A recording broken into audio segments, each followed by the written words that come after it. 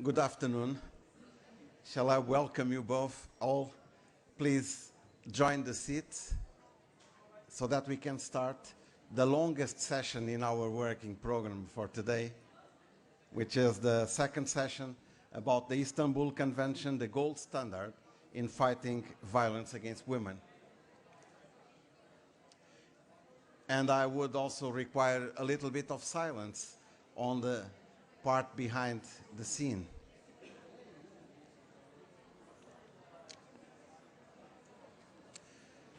As you know, the Istanbul Convention has been defined as the golden standard in fighting violence against women. This definition was not created by anyone involved in the elaboration of the convention, whether the Parliamentary Assembly or the ad hoc committee which negotiated the text, or anyone else from the Council of Europe or the member states. That would be, let's say, pretentious. In fact, it was Mrs. Lakshmi Puri, acting head of UN Women, who did so last year in New York at the Commission for the Status on Women. The main focus of the CSW in 2013 was precisely violence against women and girls. The Istanbul Convention has indeed innovative features which make it a sophisticated and far-reaching text and a major reference, a standard to which many countries are looking for, including beyond our boundaries of our continent. I take this opportunity to remind that the convention, this was already done in the session in this morning, this convention is open to the accession by non-Council of Europe member states. It is not meant as a solely European instrument, but one with a much more large potential scope. So I just would like, before I give the word to our speakers, say the following. Many of us in this room, we are fathers and mothers of this convention. We have contributed, many of us, in the civil society, in the NGOs, in the parliaments, national parliaments, parliamentary assembly, in the staffs, in the members of the Council of Europe. Many of us, we have fought for this convention to be a reality. So this is our baby. We have been here accompanying this baby since the moment of conception until now, the moment where it's growing and it's developing. But it's our duty to accompany for the lifetime. I cannot wish a long life to this convention, because I wish that this convention could have the shorter life as possible. That would mean that violence against women was really being eradicated. I cannot say that, but I can say that this convention has to be much more than a paper. It has to be a reality in the implementation, and for that implementation, it's not only the government's task, it's everybody's task. We, to be real mamas and dads and fathers, we have to take care of the baby and to make him have a healthy life so that what is his destiny of this convention can be really a reality by a proper monitoring on the application. So this is just the beginning. Now we look to our speakers for this session, and I have to jump, to make a small jump, which I apologize, but in reality, Mrs. Christine Schinken, from the London School of Economics in the United Kingdom. She was supposed to speak a little bit later, but she has an airport to go and an airplane to take at 3 o'clock. She has to leave. She should leave this room at 3 o'clock. But with the permission of our introductory speaker, Mrs. Gisladotir, and of all the audience, I give immediately the floor to Mrs. Christine Schinken from the London School of Economics. And please, you are going to speak about integrated policies. So the floor is all yours. Thank you very much. Good afternoon, everybody. And the apology is mine, not yours. So thank you very much, Mr. Bota, for doing that. I've been asked to highlight the comprehensive and holistic approach of the Istanbul Convention and to discuss why the integrated approach is important in seeking its purposes, effectively combating violence against women. Now, looking at the holistic approach means inevitably that I'm going to be repeating some of the things that were said this morning, but I hope also to add some of the further points that help make it a gold standard convention, as was just said. But a holistic approach emphasises the importance of the whole of a system, the entire architecture that is set up by the edifice, and the interdependence of all its parts. One can't look at one aspect of the issue in isolation from consideration of all the others and the interaction between them. So what the Istanbul Convention does is provide a system that is internally consistent, comprehensive in its coverage, and provides a coherent approach and practical measures for addressing violence against women. There are many aspects that I could look at to illustrate this holistic, integrated approach, so what I will do is just highlight 4 of them. First, and as has also been said, in negotiations it was made an express commitment at a very early stage to adopt the 3P approach. That is prevention, protection and prosecution. And so we have these 3 Ps across the integration of the Convention. Each of these aspects is dealt with fully, combining detailed and practical measures, including, most importantly, the commitment to provide resources. In addition, the drafters recognise that the importance of a further P, that is policies. And so it's included in the policies throughout the need for a gender-sensitive approach to policies. And from that flows one of the most important purposes of the Convention, the promotion of substantive equality between women and men, including through women's empowerment. This cannot be achieved without yet another P, participation. Participation in all levels of decision-making affecting women's lives. So that's the first aspect of holistic approach. Secondly, and again, as has been said, the Convention combines human rights principles, but importantly, drawing from and expanding existing international human rights law, as, for example, based in the European Convention on Human Rights and in CEDAW. So it is both a historic moment, a new convention, but a historic moment that's rooted in the past, building upon existing international legal standards. It has another dual nature. The Convention is both and simultaneously a human rights treaty and a criminal law treaty. As a human rights treaty, it emphasises the need to condemn discrimination as an immediate obligation. Again, that's not new. And emphasise substantive equality between women and men. It also has the most advanced discrimination clause of any international treaty. In the application of the treaty, states must ensure that there's no discrimination on a wide number of heads, including, importantly, and for the first time in international law, sexual orientation, gender identity, other categories such as migrant women, women with disabilities. The importance of the integration of that discrimination clause, anti-discrimination clause, I think can't be overemphasised. But further, it's not simply a classic human rights treaty, but a treaty that accepts and puts into binding form the advances in human rights conceptualisation that have taken place since the 1990s, but which have previously been located in soft law, i.e. non-legally binding instruments, or in human rights jurisprudence crafted to the particular case. It moves beyond the human rights understanding of vertical relationship between the state and the individual, making the state only responsible for acts directly attributable to it, the acts of state agents, but by recognising that violence against women is structural, a crucial social mechanism by which women are forced into a subordinate position compared with men. It has the positive obligations of states with respect to the acts of non-state actors, the obligation to exercise due diligence to prevent and protect against violence against women. Further, along with these positive measures, is the innovative and important, crucial requirement that states carry out a risk assessment of the lethality of any particular situation and take positive measures to manage risk. Many of the examples we've heard this morning have shown that state authorities were aware, should have been aware, of the imminent violence against women. The Convention requires them to assess that risk and take positive measures against that. The importance of positive measures, again, cannot be overemphasized. And again, because it was the topic of the whole session before lunch, I won't say any more about it, but the positive obligation to make transformative equality, not merely substantive equality, but transformative equality.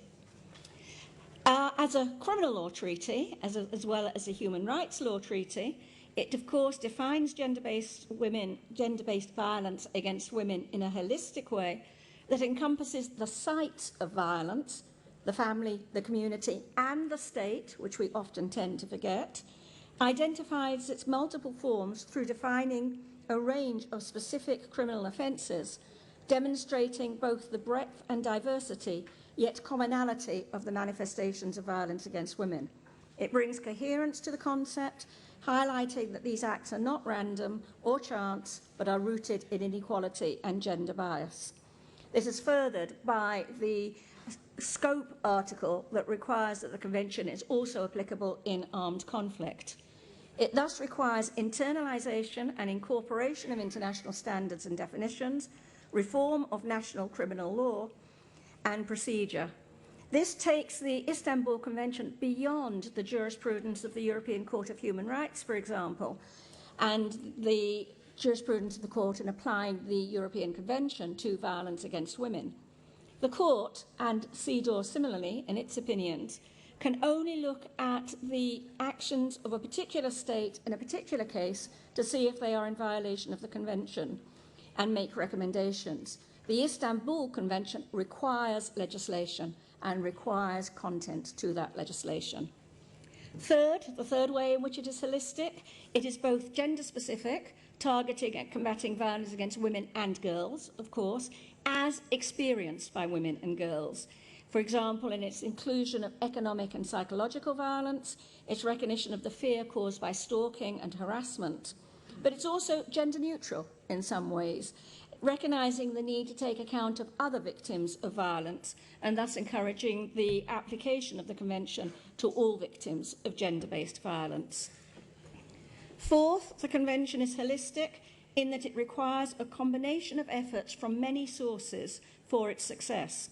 It provides for domestic proceedings in criminal and civil courts. It is multidisciplinary, rooted in sociological understandings of the prevalence and root causes of such violence. It requires social and educational measures. It brings in diverse players across government agencies, parliamentarians, national human rights institutions, the private sector, the information technology sector, media, professionals, civil society, men and boys. It is a total overview of the roles of different actors across society in this holistic and integrated way. The comprehensive coverage of the Convention is then supported, as I said earlier, by the fourth P, government policies. These must be gender sensitive and subject to scrutiny at the national level by the official government body that the government must create or designate under Article 10. This body, which I don't think has been mentioned this morning, is absolutely crucial in ensuring the integrated and holistic role of the Convention. It has 4 tasks: coordinating, implementing, monitoring and evaluating the policies and measures devised by government to give full effect to the Convention. It's also at the centre of ensuring research and collection of disaggregated data. Its designation and proper resourcing is therefore one of the core undertakings of the implementation of the Convention. In turn, the state's actions in implementing the Convention are subject to review and monitoring at the regional level by the committee of experts that will now be established, GREVIO. And again, most importantly, it is set out that victims and civil society must have information on and access to mechanisms of complaint, including GREVIO. So there's a layered structure working through from the national level up to the monitoring at the regional level. So what's the significance of this holistic approach? It brings together emerging standards with respect to violence against women from a range of other sources into a single legally binding instrument, combining legal processes with social and educational measures. It could be viewed in a linear way, from the important preemptive measures through emergency protective procedures, processes for individual accountability, long-term structural and systemic transformation of government agencies and social attitudes. Through education and training, heard, as we've said this morning, that is very much focused on the real purposes of the Convention, is based upon professional understanding and upon reliable research and data. It's not just linear, it's also cyclic. The Convention is holistic in its own terms, it spells out that, but it's holistic as well in that it forms part of a wider system of international law. It complements and supplements the work of the European Court of Human Rights, the work of the CEDAW Committee, even the work of the Security Council with respect to its Women, Peace and Security agenda. As a standard-setting instrument, it may form a catalyst for global acceptance of normative standards for combating violence against women. Thank you.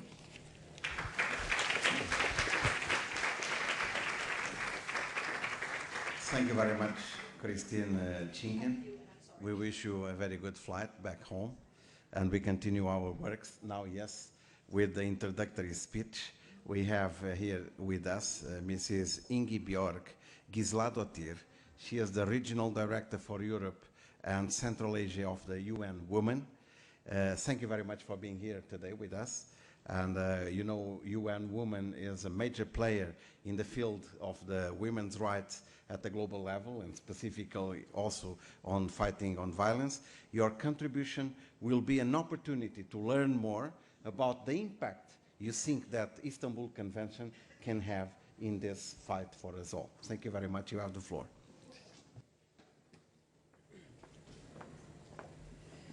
Thank you, Mr. Chair, ministers, parliamentarians, activists.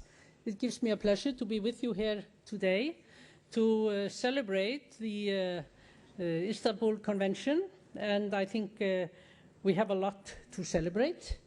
The Istanbul Convention has finally entered into force after 3 years of hard work on the part of many here that are present here today, and many, many others as well. I think we can take a moment to congratulate ourselves. We have secured 22 signatories and 14 ratifications for the Istanbul Convention.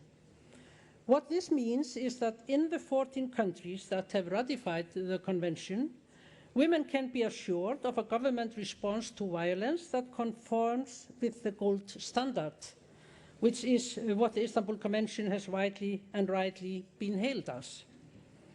The Istanbul Convention has also helped to set high standards elsewhere because of its strong and explicit focus on prevention, which has been embedded within international agreements, such as the agreed conclusion of the 57th session on the Commission of the Status of Women, on the prevention and elimination of all forms of violence against women and girls. It is right that we are coming together to celebrate the entry into force of the Convention, but this time for me is also marked by sober reflection. We need more than 14 countries ratifying the Convention. We need more to be done. At UN Women, we are all too aware that violence against women and girls is a global menace. It is the most pervasive and pernicious violation of women's human rights occurring in all countries, contexts, and settings. Every hour, every day, every week brings new horrors. In our own backyard, that's to say the European Union, 1 in 3 women has experienced some form of physical and/or sexual violence since the age of 15, as we heard about this morning. This is a figure that reflects the global average. I could mention a lot of figures here, but I'm not going to do that. We've already heard them this morning. I'm just going to mention one, which I find maybe the most disturbing numbers of all, and that is that 67% of the women that were surveyed by the European Union did not report the most serious incident of violence to the police or any other organization. This chronic underreporting means that while the present numbers we have are shocking, the real numbers may be far greater. Elsewhere in the world, that's to say not in the European Union, but in other countries, it is estimated that 603 million women live in a country where domestic violence is not even considered a crime. It is important to tackle violence against women and girls, both in the private and public space, head on. And now I quote from the recent European Union Agency for Fundamental Rights survey, and I quote, "Gender-based violence that disproportionately affects women is an extensive human rights abuse that the European Union cannot afford to overlook," and I unquote.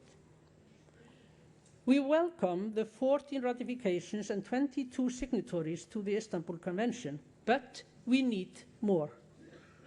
We need more within Europe and beyond its boundaries.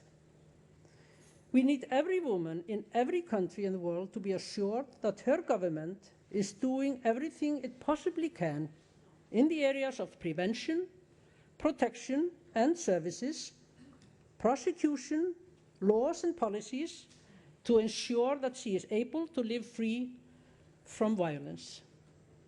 From women in urban centers like New Delhi and Copenhagen, to women in rural communities in sub-Saharan Africa and the steppes of Central Asia, let no woman be left behind.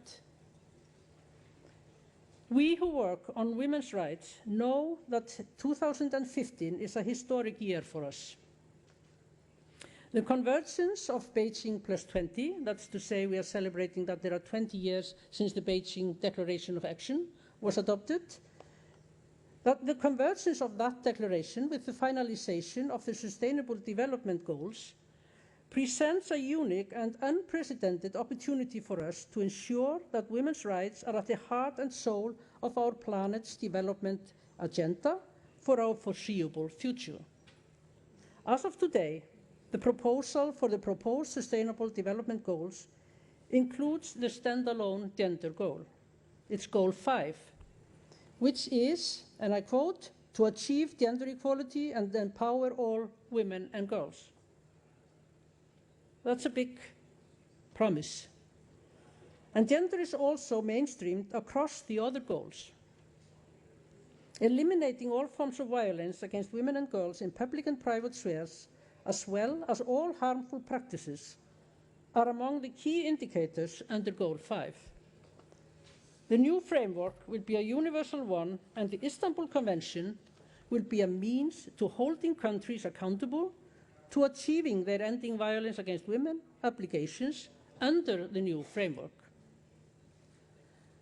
The reinforced body of international law and global policy on gender equality, the empowerment of women and ending violence against women, such as the CEDAW Convention and other human rights conventions, several UN resolutions, all the way from Resolution 1325 that was adopted in 2000 to Resolution 2122 adopted last year. There are now 7, these resolutions. The Millennium Development Goals and the Beijing Platform for Action taken together form a powerful normative framework which government officials and gender equality advocates in turn use to further their actions at the regional and country levels. The Council of Europe's Istanbul Convention is a welcome addition to this framework as it draws from but also complements and expands existing instruments. Let us never forget, though, that the crux of all the work that we do is implementation, as has been mentioned here already. UN Women supports governments around the world, often in partnership with other UN entities, in developing inclusive laws, policies and programs addressing violence against women. Comprehensive legal frameworks, as well as enforcement mechanisms and multi-sectoral services, not only respond to and protect women and girls from violence, but also send a clear message that such violence is not acceptable and will never be tolerated. UN Women has worked with many countries in Europe and Central Asia, often in concert with the Council of Europe, to push for the signature and ratification of the Convention. And we will continue to do that while we support its implementation. We stand ready to work with any government that requests support to implement the Istanbul Convention. Our Essential Services Global Joint Program, it's a joint global program called Essential Services that was developed in partnership with the United Nations Population Fund, is designed to fill the gap between international commitments and country-level activities for responding to gender-based violence.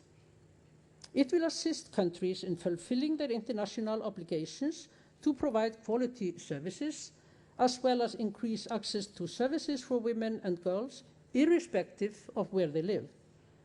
But I also want to mention here UN Women's Global Safe Cities initiative, which is accessible to all European cities throughout our regional office in Istanbul.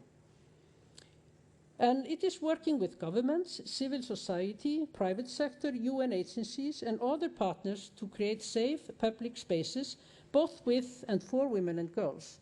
And I think this is a vital issue for all cities of the world, because as was mentioned here this morning, 50% of the women that were interviewed in the European Union survey mentioned that they avoid specific spaces because of fear.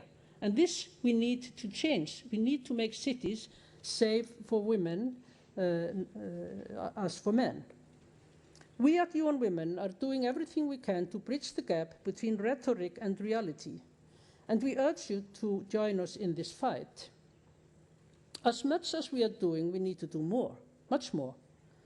Responses to violence against women are important, but do not suffice to reduce and eliminate such violence. More needs to be done in preventing such violence before it occurs by addressing its root causes, such as structural gender inequality and harmful gender stereotypes.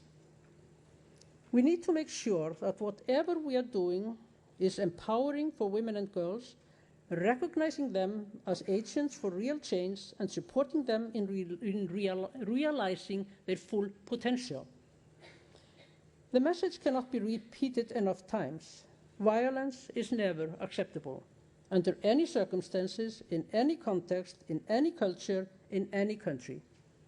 Women have the right to live lives free from violence, the right to wear what they want, to go where they want, and to be who they want.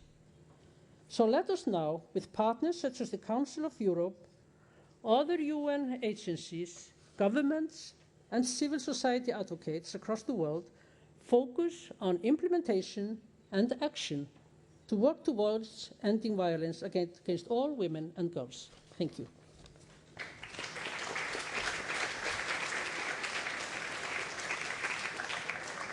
Thank you very much, Mrs. Gisela-Dottir, for your impressive speech.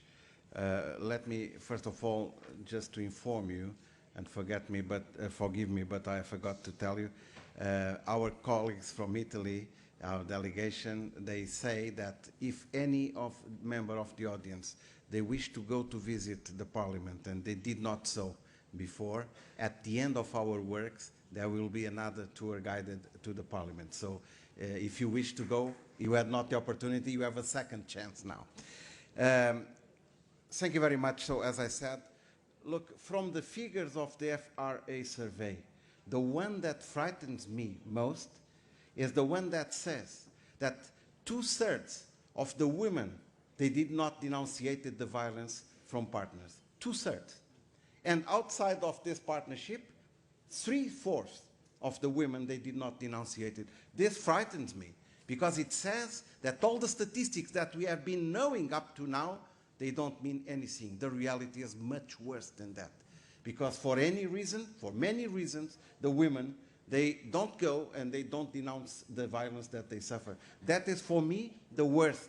So the next speaker is also touching a very, very important point of this convention, is that Article 11, for instance, the data collection is crucial. We need to know the reality to have good policies. So, Mrs. Carmona Vergara, you are the president of the Observatory on Gender and Domestic Violence in Spain. And you know that the Istanbul Convention requires state parties to cooperate closely with the civil society. It advocates cooperation between all stakeholders, among other things to ensure effective knowledge of the problem, being aware of the prevalence of violence against women, having accurate data on victims, perpetrators, types of violence is crucial to all those who are involved in fighting. So, Mrs. Carmona Vergara, you have the floor.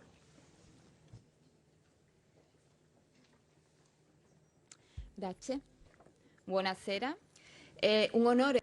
Good afternoon. It's an honor for me to represent Spain at this conference, which is celebrating the entry into force of the Istanbul Convention, the international treaty of greater significance in combating domestic violence against women, domestic violence, which is considered to be a major breach of human rights. There's considerable institutional concern in Spain to move forward in gender policies. In 2004, an integrated, multidisciplinary, coordinated approach was adopted to eradicate this type of discriminatory violence which violates human dignity. It is considered to be a structural and political problem which requires strong commitment on the part of institutions and society in general. A good example is Organic Law 104 on comprehensive protection measurements for victims of gender-based violence, which faces this scourge from a social health, judicial, security, educational, and media-based approach. The law was enacted unanimously by the Spanish Parliament on 28th of December and published on the official Gazette of Spain the next day. The basic goal of the law is to prevent, sanction, reduce, and eradicate the unacceptable number of cases of violence against women, which are the result of power relationships, dominion, and discrimination exercised historically by some men, particularly within couples or former couples. The law intends to attack a true social scourge in Spain, gender violence, which is exercised by men against women in relationships between partners or former partners. This is the scope of application of the law, as is established in the first article of the same law. The law wishes to take into account the recommendations of international bodies, and it refers to Article 9.2 of the Spanish Constitution, which requires all public authorities to remove all impediments which limit or make it difficult for people to access and enjoy fundamental rights, including the right to real equality between men and women. For the first time, a problem is faced from a comprehensive, with a comprehensive approach from its root to the final consequences. The law starts from the consideration that gender-based violence is a cross-cutting problem which affects many sectors in society and requires solutions which attack the multiplicity of causes and effects, and therefore the response is aimed at being global. And with this, decisions that establish that have binding legal force, and it establishes educational measures, awareness building measures, measures against illegal publicity, for prevention, for social and economic protection, institutional assistance, and criminal and judicial assistance. The law faces the need for specialization of all practitioners and operators who are involved in combating gender violence. and therefore it established specialized judicial bodies in this area which examine and judge on facts which fall under the categories of offences concerned, such as courts specializing in violence against women, criminal courts, and sections of provincial courts which are specialized in this area. Judges and prosecutors, as well as the lawyers working in these courts, have the obligation to follow a specific course in this area and continue to be trained throughout their professional career. The coordination of public institutions is established through cooperation plans and implementation protocols, including the implementation protocol for law enforcement forces and coordination of judicial bodies for the protection of victims of domestic violence and gender-based violence, and the health implementation protocol, which makes it an obligation for reports on injuries to victims of gender-based violence to be submitted to the prosecutor's office and the police authorities. An important step forward was introducing the so-called Order for Comprehensive Protection. The Order of Protection is a judicial decision which establishes a status of comprehensive protection for victims of domestic violence, in which a number of criminal and civil precautionary measures are adopted, as well as measures for social support. Law 27/2003 of the 31st of July, which regulates the protection order for victims of domestic violence, envisages that by means of a simple and quick judicial procedure before the examining magistrate, victims of domestic violence can be awarded a comprehensive protection status, which will include civil, criminal, and support and social protection measures. By means this information also referred to other bodies such as the autonomous communities. There's also a database which is managed by the Ministry of Justice with on a computerized basis, which covers the whole country, which contains all the penalties and security measures which have been decided in sentences for offences or crimes which fall into the category of domestic or gender-based violence.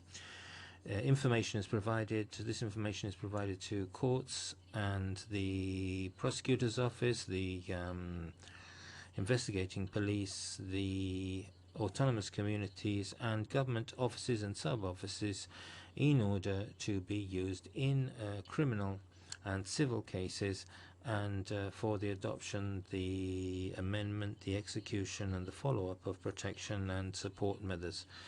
Political decisions and Spanish laws, therefore, are fully in line with the Istanbul Convention with regard to the comprehensive and global nature in the way violence against women is addressed. The organic law forbids any mediation in judicial procedures on violence against women. With regard to the need to have a rigorous collection of statistical data, the National Statistical Plan is the main governing instrument for statistical activity in the state. The Government Office on Gender-Based Violence, which is the coordinating body for these data, has included in the National Statistic Plats of 2013-2016, following the endorsement of the High Council for Statistics, has included all statistic operations which are related to gender-based violence, including statistics for victims who have died as a result of gender-based violence because of offences by their partners or former partners. Calls to the 016 number, which is the special number for legal aid and information with regard to gender-based violence. The follow-up system for to monitor orders, injunctions to for safety in the area of gender-based violence, and the General Counsel for Judicial Protection collects all the data referring to the judicial activity of the courts in this area on a quarterly basis and presents reports on the way reports are being presented, which procedures have been weighed, protection orders, sentences, and other judicial decisions, and provides them to the coordinating body, which on a monthly basis publishes statistic reports on its webpage. Violence against women continues to be a priority in Spanish policies. The most recent progress in our country in this area are the following: the definition of a national strategy from 2013-2016 to eradicate violence against women, with more than 250 practical measures which practically involve all the public institutions of the state, and which also includes measures against other forms of violence such as trafficking of human beings and female genital mutilation.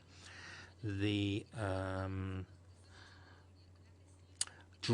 bill to reform the criminal code also expands the sanctions against offenders and to protect victims in cases of gender-based violence and trafficking of women and children for sexual exploitation by establishing new offences against new offences such as forced marriage, harassment and cyber harassment, etc.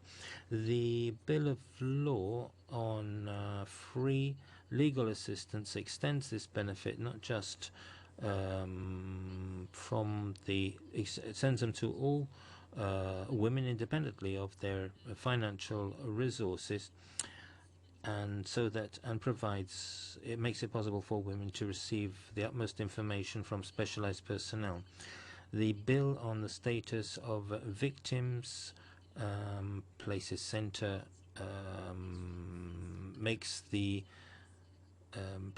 puts a central emphasis on the interests of gender violence victims and women and their children, regulating their access to judicial information and their right to be heard by all in regard to all matters that concern them.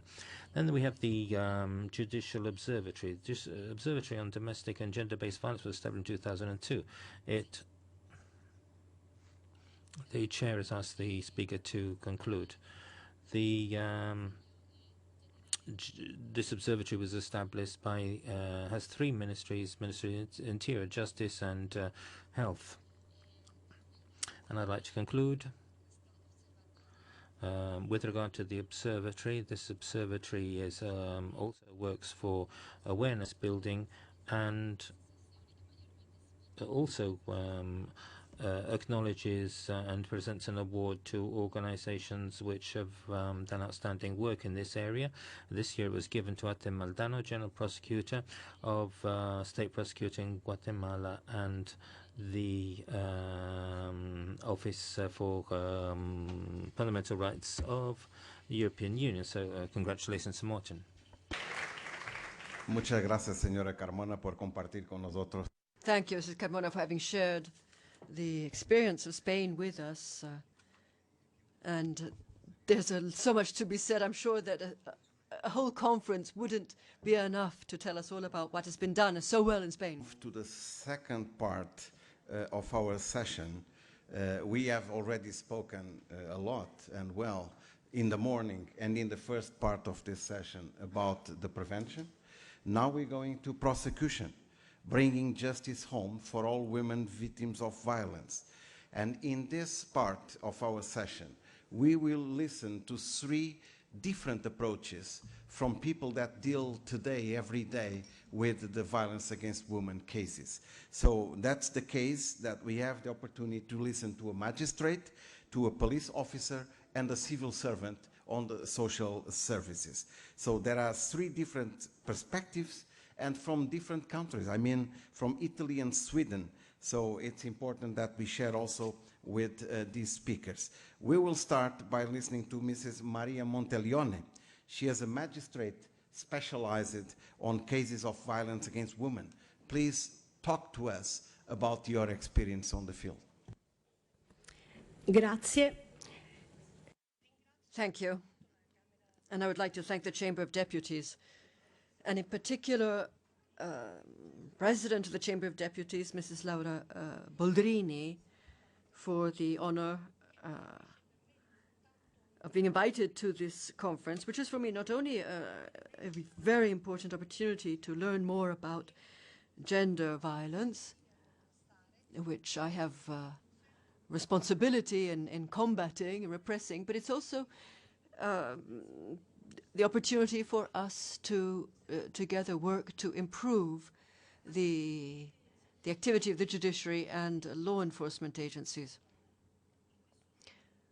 We've heard several times already, and in the words of the last speaker as well, that violence against women is one of the major violations of human rights with huge social costs. Now, I would add to that it is also a criminal activity, criminal phenomenon, and we have to be able to give an integrated response to that, and a network approach, and the connections among the various sectors that deal with these violent situations, prevention,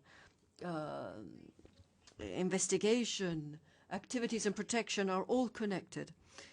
And in this path to do justice, to render justice to the victims, we have to, first of all, understand the nature of this criminal offense. We have to be able to field a judicial system that is truly effective. And last but not least, ensure that the victim is really protective. And that means also ensuring that she is entitled to compensation for the damages or harm inflicted by the offender. And that is why appropriate judicial action requires specialized law enforcement agencies, specialized judiciary and lawyers, and an integrated approach in the application of criminal law, as provided for by Article 1, letter E of the Convention of Istanbul. It also means that the protection measures for the victim need to be adequate, and operational approaches need to be in place to ensure effective protection over time, as well as a very careful and skilled evaluation of the lethality risk. Also, there must be effective repressive measures and punishments in place that are proportional and dissuasive. According to the provisions of the Convention of Istanbul, we must also ensure that the action of the judiciary is strengthened by measures of monitoring and also surveillance over the offender who has been prosecuted. In Italy, we have had important steps taken recently to combat gender-based violence. Laws have recently been modified in the criminal code and also in trial law. We would refer in particular to Law 119 adopted in 2013 with specific provisions against gender-based violence, and a previous Law 172 which ratified and brought the Lanzarote Convention for the Protection of Children against sexual abuse and exploitation into effect. Now, these legal provisions are already part of a criminal code and procedural code. That, however, is presents a number of difficulties of an operational type, and it has meant that it has been more difficult to adopt certain measures. I will explain later exactly what I mean. To understand how the judicial system can better meet the needs of our citizens, and that includes, of course, girls, women, and many elderly women too, we have to start with a very in-depth analysis of the criminal activity that we are striving to repress. And if we observe the reality from a judicial point of view, the picture before us is extremely alarming, and it deserves our utmost attention. I'm referring not only to what we call the instantaneous crimes, which are acts of sexual violence, voluntary harm, threats, insult, private violence, beating, but also criminal offenses that are habitual, that are repeated, abuse against family members, people who cohabit, and persecution in the form of stalking very often. And the rate of this type of criminal activity is quite evident if we look at the statistics produced by our judicial offices. I'm referring in particular to the prosecutor's office of the Rome Tribunal. The data show that there's a steady growth, not only in the reports of the offenders, but also in the implementation of protection measures. There's an increase in the number of cases of physical aggression, leading often to extremely severe lesions, harm, all the way to femicide. And increasingly, we are observing gender-based violence and domestic violence that is taking on features and characteristics that mean that there's a need for repression, for restrictive measures that can break this chain of offense and neutralize the high risk of reiteration of the offense, which is a typical feature of this type of criminal activity. The less severe measures, such as barring measures, barring the offender from the family home or going close to the places where the offended person lives, are very often wholly inadequate. And more and more frequently, we see the need for measures of deprivation of freedom. And therefore, it is a need to carefully consider also the increase in the numbers of arrests that take place at the time of the commission of the offense. And it is often necessary to do so to be able to put an end to the aggressive actions and protect the victim from future consequences, which are often made even more dangerous and more likely by the report of the offense. We need to look at the real dimensions of gender-based violence, and it means not looking at the simple, though dramatic, figures of women killed by a man who is close to them, but also consider the high number of attempted femicides in which the victim is not killed simply by chance, and also the very severe bodily damage producing permanent disability, devastating psychological impacts also on those who often assist the violence, often very young children. The role of law enforcement and the judges is essential, as well as the adoption of specific operational strategies and initiatives to contrast and repress. But often the legal framework in which the institutions operate is not adequate, and it does not make it possible for them to pursue these purposes. That means that in these criminal areas, the judiciary must be able to adapt the operational models and take on new and necessary functions. And from this point of view, I'd like to dedicate a few minutes to discussing the need for Italian lawmakers to take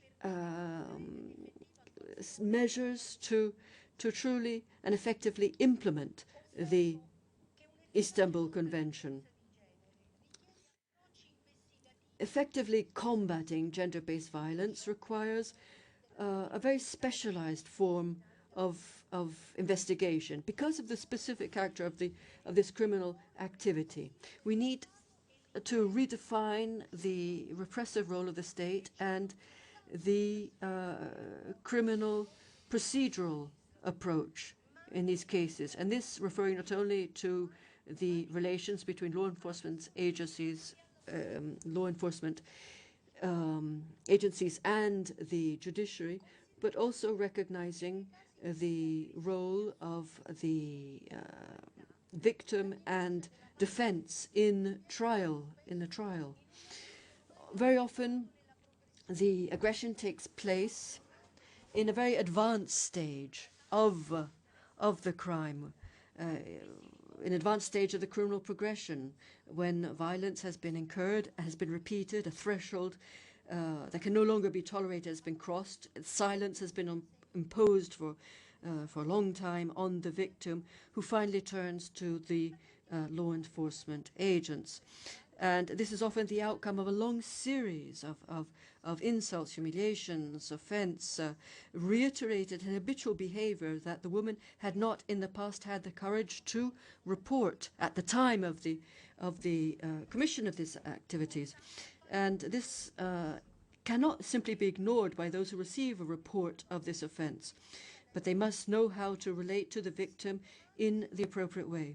And this should lead us to an understanding that far too often the murder of a woman was preceded by symptomatic episodes of violence that were a clear indication of what was happening, but which were often dramatically minimized by the victim herself and also by the people closest to her,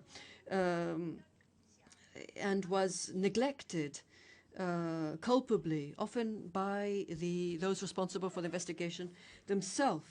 And that is why we cannot underestimate the many conflictual family situations when they come to have a judicial visibility for the very first time, when threats or voluntary bodily harm is reported. But far often the reports are later withdrawn. From this point of view, the Convention of Istanbul has a very clear appeal to the responsibility of all of the institutions and calls for the signatories to take very specific commitments and sets out clear and effective rules in terms of substantial law and trial law. The Italian lawmakers have already introduced some consistent measures, some of which were even in advance of the Convention of Istanbul, and they have led to some rather important consequences in terms of our judicial action, and have made it possible to act more promptly. First of these important outcomes is that we have a closer linkage between the prosecutor's office and the judicial police from the earliest phases of the investigation, often from the actual commission of the offense. And this was made possible by the introduction of measures such as urgent barring from the family home of the offender. From an operational point of view, the Italian judiciary and the law enforcement agencies are working hard to make these measures more effective, and they've adopted a new form of organization, which has meant having specialized judges who work exclusively in this area, and specialized units, and following also the guidelines issued by our supreme body of the Council of the Judiciary, we have now established some specialized groups and a pool of specialized judges who are available at all time, round the clock, and the police may contact them at any point in time. So I'll conclude with two very brief points. Because it is important for us to ensure that our daily work is effective and that we truly can render justice to the victims of violence. So overcoming stereotypes that are very consolidated and often can be found in the magistrates, judges, and law enforcement.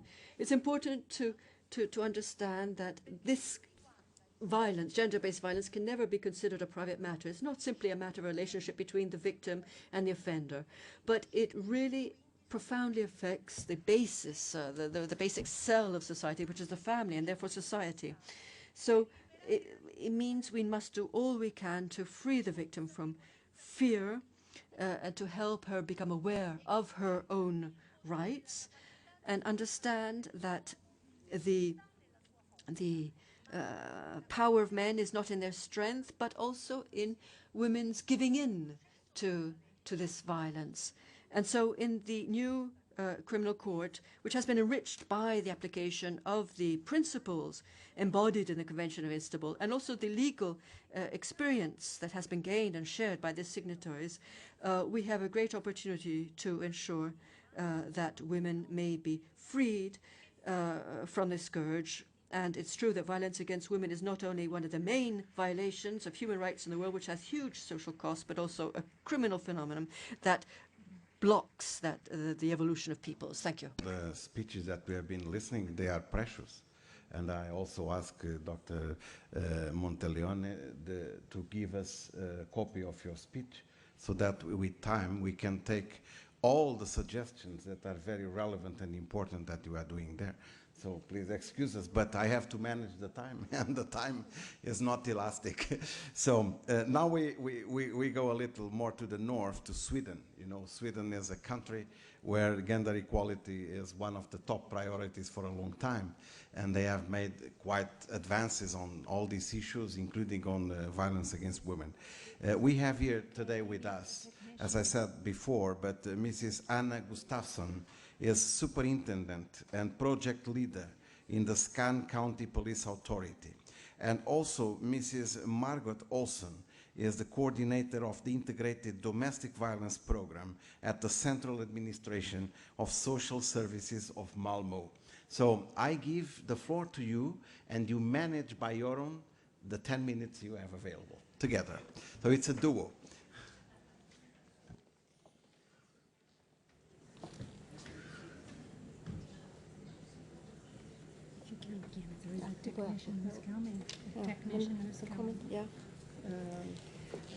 Thank you. Thank you for inviting us to Rome and this important issue. Margot and I have worked together in this issue and developed this issue since '98, and we have done it local and national-wide in Sweden. We are now present a model which is developed with help from experience from staff and survivors. It's a client-oriented model, and it's a mission from the Swedish government's action plan to 2007, Men's Violence Against Women. And we're standing here together because we think it's necessary not only to talk together, we have to work together. So this is a chart for authorities and organizations, NGOs, contacts an abused woman may need or must take when she are abused and she's around with her children. When we began work with this developing the model for the interagency cooperation on the basis of the abused women's perspective, we mapped all possible contacts she may need to change the situation. And we asked ourselves, would we like to take 30 contacts when I'm abused? Are you? No was the answer. We would like all actors in one place, a one-stop shop. With this realization, we started the progress. The Swedish government's action plan from 2007, Measure 50, is Project Karin. The National Police Board should take steps to develop a cycle environment that specially adapts to the investigation of crimes of violence and other forms of abuse directed to the women. The location, design and furnishing, and the choice of technical equipment and other aids has to be based on an adapt to the situation of women at risk. The overall aim of this assessment is to develop a model for national-wide use. Project Karin has been developed in 2 stages. The first mission was based on a female victim and evaluated by Lund University through questionnaires and interviews. What does a woman need? Women desired for contemporary efforts to their children and also to the perpetrators. Another wishes were extended interaction with additional players.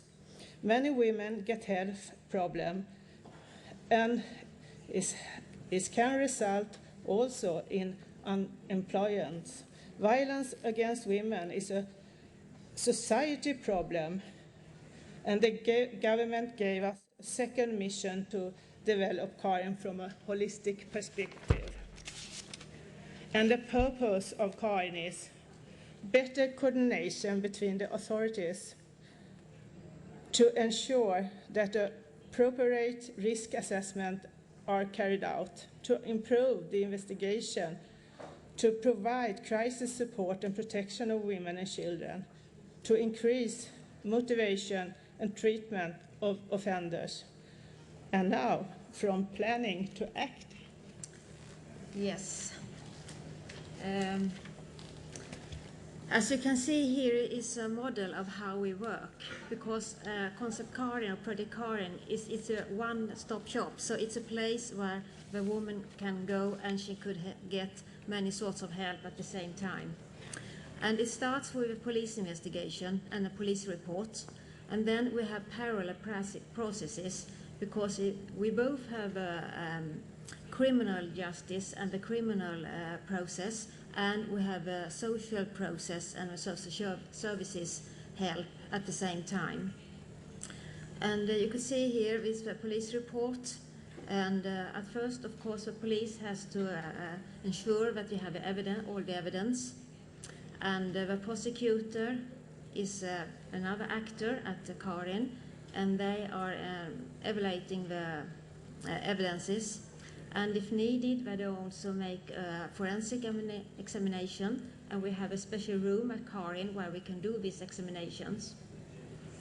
If it's an emergency, you have to do something immediately, but if not an emergency case, the social workers here, they are calling the woman in 24 hours to ask her what is the situation, how are you feeling, are you afraid, do you have somewhere to go, do you need protection, do you need someone to talk to, and they offer her help. Not everyone, of course, want help. Many says no, but then again, there have been a new crime maybe in 3 months or something, and then they come back. And they always offered to have his help. And they also could assist the woman if she needs medical treatment, to go to another place somewhere outside, and the municipality could offer shelters, and we also have organizations who have shelters and support, NGO organizations. And what I think is very important as well is that we try to also have impact on the perpetrator. If he's convicted, he could get help from the probation service, but otherwise we try to motivate him to go to the municipality center for men. And we also have special programs for the children. So the children who are both subjected to violence or witnessing violence. We haven't talked about much about children today, but we all know that the children witnessing violence is very much at risk as well for severe problems. And it's a big risk that they will go on with the violence as well. And here is, if we put the change, the perspective from the municipalities to the victim, here is what she's get. First, the notification, the interview with police, and then she got a telephone call and offered help. Then the forensic investigation and the police and prosecutor doing their job, and counseling for an injured party. Again, maybe new interview, psychological support, preparation for trial, and psychosocial support.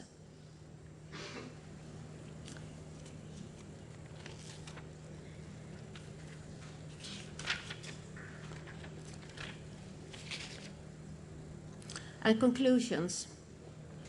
National, local authorities, as we heard here before, and citizens and organizations can together contribute to solve problems and streamline governance. And predicarding is a holistic and client-oriented perspective, and I think it's really adopted to the Istanbul Convention. And it gave victims possibilities and opportunities to contribute. And it has a cross-functional and horizontal organization, and it provides an effective and cooperation between relevant agencies, institutions, and organizations. And we have made two evaluations of the project, and in this, both of them, the women says they are very happy that the institutions, the society act. She doesn't have to take all the actions herself. She's offered help. Like she's called and asked if she needs help. She's also very satisfied with the environment, because it's a very welcoming environment. It's almost done like a home, with a kitchen partner where she could have a coffee break. It's sofas to sit down in, and it's very nice interview and interrogation rooms. So the women, they say this. They like this, and especially like to go to one place and don't have to mess around too much. Thank you. Thank you.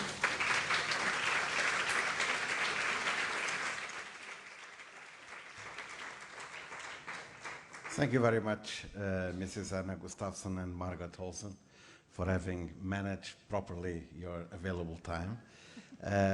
Well, now that we have saved some time, the organization asked me to have an extra speaker, which has also a problem of time, and with the permission of the next speakers, I'm asked to give the floor to the Minister of Justice of Libya, who would like to make here an addressment to this assembly. Mr. Salah Bashir Margani, to whom I ask not to extend too much the time, but to tell the essential of your message, please. Thank you. Thank you, Mr. President. I assure you I won't use much of your time. Distinguished delegates, ladies and gentlemen, I believe that most of you have been hearing about Libya, though recently not very good news, as the country seems to be sliding back to civil war. However, there is a glimpse of hope in the horizon concerning this important event, particularly the issue of violence or domestic violence against women and the victims of violence in general. The Libyan government, in spite of all what's happening around and in spite of the layers of violence that seems to be coming on top of each other, particularly on women and families and children, have issued two decrees after fighting over them with the Assembly and then issuing them in the form of Council of Minister decrees. Those decrees, the first one is 119/2014, for the first time recognized the victims of rape as victims of war. Rape was used as a weapon of war in Libya during the revolution, and we have established many, many cases where the previous dictatorship have incited and encouraged rapes by soldiers against cities that revolted against the previous regime. Those were the forgotten segment of the Libyan populations. They were suffering in silence, but now that silence has been broken thanks to the support that we have received from many people, including the Italian Parliament and this chamber, as well as countries like France, the UK, Netherlands, the European Union, and the United Nations. The decree recognizes women as well as men as victims, provide them with support, legal support, to go after those responsible, to hold them accountable, and to obtain damages as well as many other benefits. What remains, of course, is the issue of implementation. The second decision have established a foundation. This foundation or a trust will work on implementing this decision. We hope that this step would help peace in Libya and would reduce the amount of hatred that is fueling violence in that country, which is not far away from where we are sitting now, so just across the Mediterranean. Ladies and gentlemen, thank you very much for allowing me these few minutes. I hope that you would acknowledge and support this foundation, and maybe you would like to do a little bit research about what is going there, and this, what we hope, will be a pioneering step that would be followed by many other nations. Thank you very much.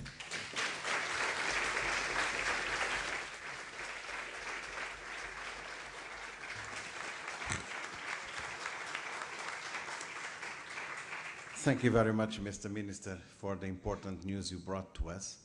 This is a very sensitive subject that interests very much. It's also contained on the Convention of Istanbul. And let me just tell you that the network, the parliamentary network, Women Free from Violence, will promote a debate on the end of this month in Strasbourg, exactly about the violence against women in armed conflict. And you know that rape is one of the most used tools of the ones who make this a weapon of war. So thank you very much, and you can count on our total support to keep increasing and implementing that type of measures. We are not yet on the debate. I saw someone with the arm. So we will continue our speakers. Now the third part of our session, it's dedicated to protection and waving a safety net around victims and women at risk. So we know that violence against women is around us, in the streets, in the workplace, at home. We also know too well that violence tends to escalate. There may be early signs that various forms of violence are becoming more and more severe. If victims are aware of their rights and of the risk they run, if they cry for help, what must be done to protect them? In other words, how to wave a safety net around the victims. So now we will talk with a very, very old friend, an expert who cooperated with the Council of Europe, with our Parliamentary Assembly on a very great number of occasions, and has a wide experience to share. Mrs. Rosa Logar, Executive Director of the Domestic Abuse Center of Vienna. You have the floor, please.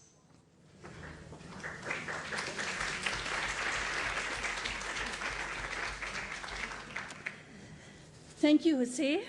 Ladies and gentlemen, dear colleagues and friends, I'm pleased to be here at this conference, and I wanted to thank the Italian authorities, the Parliament and the government, and the Council of Europe for inviting me.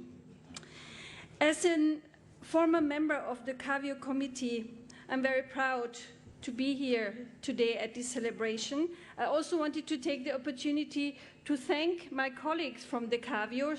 Several of them are here, for working together so hard for 2 years. I think it was worth it, and I think we can be proud of what we have achieved.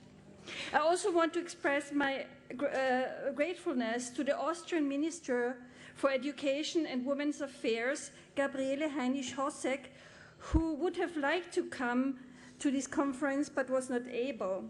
She made it possible for me as an NGO expert to represent the government in the CAVIO committee and to bring in our practical experience in supporting survivors of violence. She was a tremendous support and made sure in backing me up in representing Austria that the convention would be a strong and very practical instrument and not only words. So I'm really very grateful for her support. I'm the director of a service that supports about 5,000 victims, mainly women and children, a year in Vienna, and we're trying to do our best, and we know how hard it is to deliver a really good service. This organization is an NGO, and it's fully funded by the government. That's one of the models, I think, that are promising, that the work is done by an independent NGO, and the government is funding it. I'm also the president of the European network WAVE, and I wanted to especially also greet our sister organizations from Italy, from Dire, the Centri Anti-Violenza, who are very good experts and very committed and working for a long time. And I'm very glad that some of them could be here and raise their voice also, because as we know, the work of the NGOs is very essential to achieve progress in this area. And this is also recognized by the Convention in Article 9. It recognizes that NGOs are important, they should be encouraged and supported. I cannot speak long about how we should wave the safety net around the victims. We don't have time for that. You have already also heard a lot about it. I want to try to focus on 3 elements. One element is that the services should be specialized. The Convention says that general support services have an important role, like social services or help services, but you also need to have specialized services. Like in the health sector, you need to have specialized doctors and units. So specialized women's support service is one of the core elements of prevention, and as we have heard, the law itself is not enough because of the discrimination of women in our society. The access to the law is difficult. There are many barriers. It's hard to go this way alone. So you need to have an organization on your side, a specialist support organization, to do that. This organization has to be human rights based, because the Convention says that the human rights of the victim should be at the center of all measures. So what does it mean that this organization is human rights based? It means that this organization has to be independent from the state, independent from party, independent from religious organizations, because otherwise it cannot fulfill its goal to stand on the side and work for the human rights of the victims, because you have to defend the human rights of the victims, sometimes also versus the state, because it can be that the victim is traumatized in the process again. You have to defend the right also against the institutions, who are very often very positive and willing, but not always. We have to face the situation that women face structural violence, not only at the hands of their husbands, but also by society institutions. And there are shelters in our countries that resemble prison, are similar to prisons. They are not human rights based. The women feel locked in there and they don't like to stay in these shelters. They say, I'd rather go home to my husband and let him beat me than to be in such an institution. So we have to be very careful if the help that we provide is really human rights based. My last point is the safety. We've heard about safety as a priority. Now, this is crucial. We've also heard that women's shelters are very important institutions and they can save lives. If you don't have enough women's shelters in your country, if they're too far away for the women, you have a problem. So we have to provide a net of women's shelter as a basic requirement. Even if you have a law, like in Austria, we have a law to expel the violent person from the home. Even then, you need the women's shelters because it's not safe in any of these cases for the women to stay at home. We have had women who were killed because, despite a protective order, because they were too much, the risk was too high. We even knew that the risk was too high, but we didn't have a space in the shelter. Sometimes it's full, so you have to provide more spaces to make sure that in an emergency situation, every woman and every child can find a place. So the protective order is important, but it's not enough. And a network of services so that no victim is standing alone is a very essential measure. And I have a little exercise or a test for the gold standard. My test for the gold standard is always, would you advise your sister to report a rape? This is one of my test questions. And the second is, would you advise your daughter to go to a women's shelter, and would there be one in the vicinity of where she lives? So these are two test questions that we can from time to time ask ourselves. And you will see if you ask yourself this question, you become ambivalent. You say, well, yes, maybe no. So unless we can be sure to answer these questions with yes, we still have to go on working. And it will take a long time because this problem is not so easy to eradicate in our societies. It needs years and decades. We have to continue. And my last point, we need money. We have to talk about money. We didn't talk about money a lot today. Without resources, let's face it, without resources, we will not make any progress. So we have to make priorities.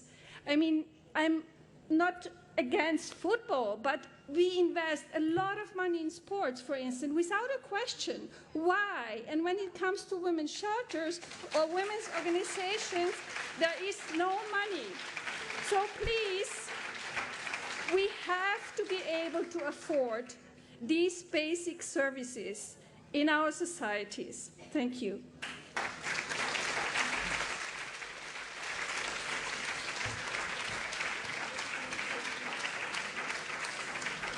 Thank you, Rosa, for your enthusiastic statement, as usual. You have to ask to the Secretary of State of Portugal that is behind us, how she managed to increase the budget, the national budget, on fighting violence against women, even in an environment of recession and of lower budget. She managed to increase it for 8%. And that's also a good message that this conference should give to the governments. So I'm sorry for making this intrusion, but when I hear the finance minister so worried with the deficits of the budget, I think that they never saw the economic research that was done and how much means for the budget all the expenses in the different fields that violence against women is provoking, on reducing the productivity, on all the expenses in the courts, in the police stations, in the hospitals, in the pharmacy, and so on. If they do that account, they will see that increasing for 8 or 10% the budget is even to save money for the countries. So this should be also a message to the government.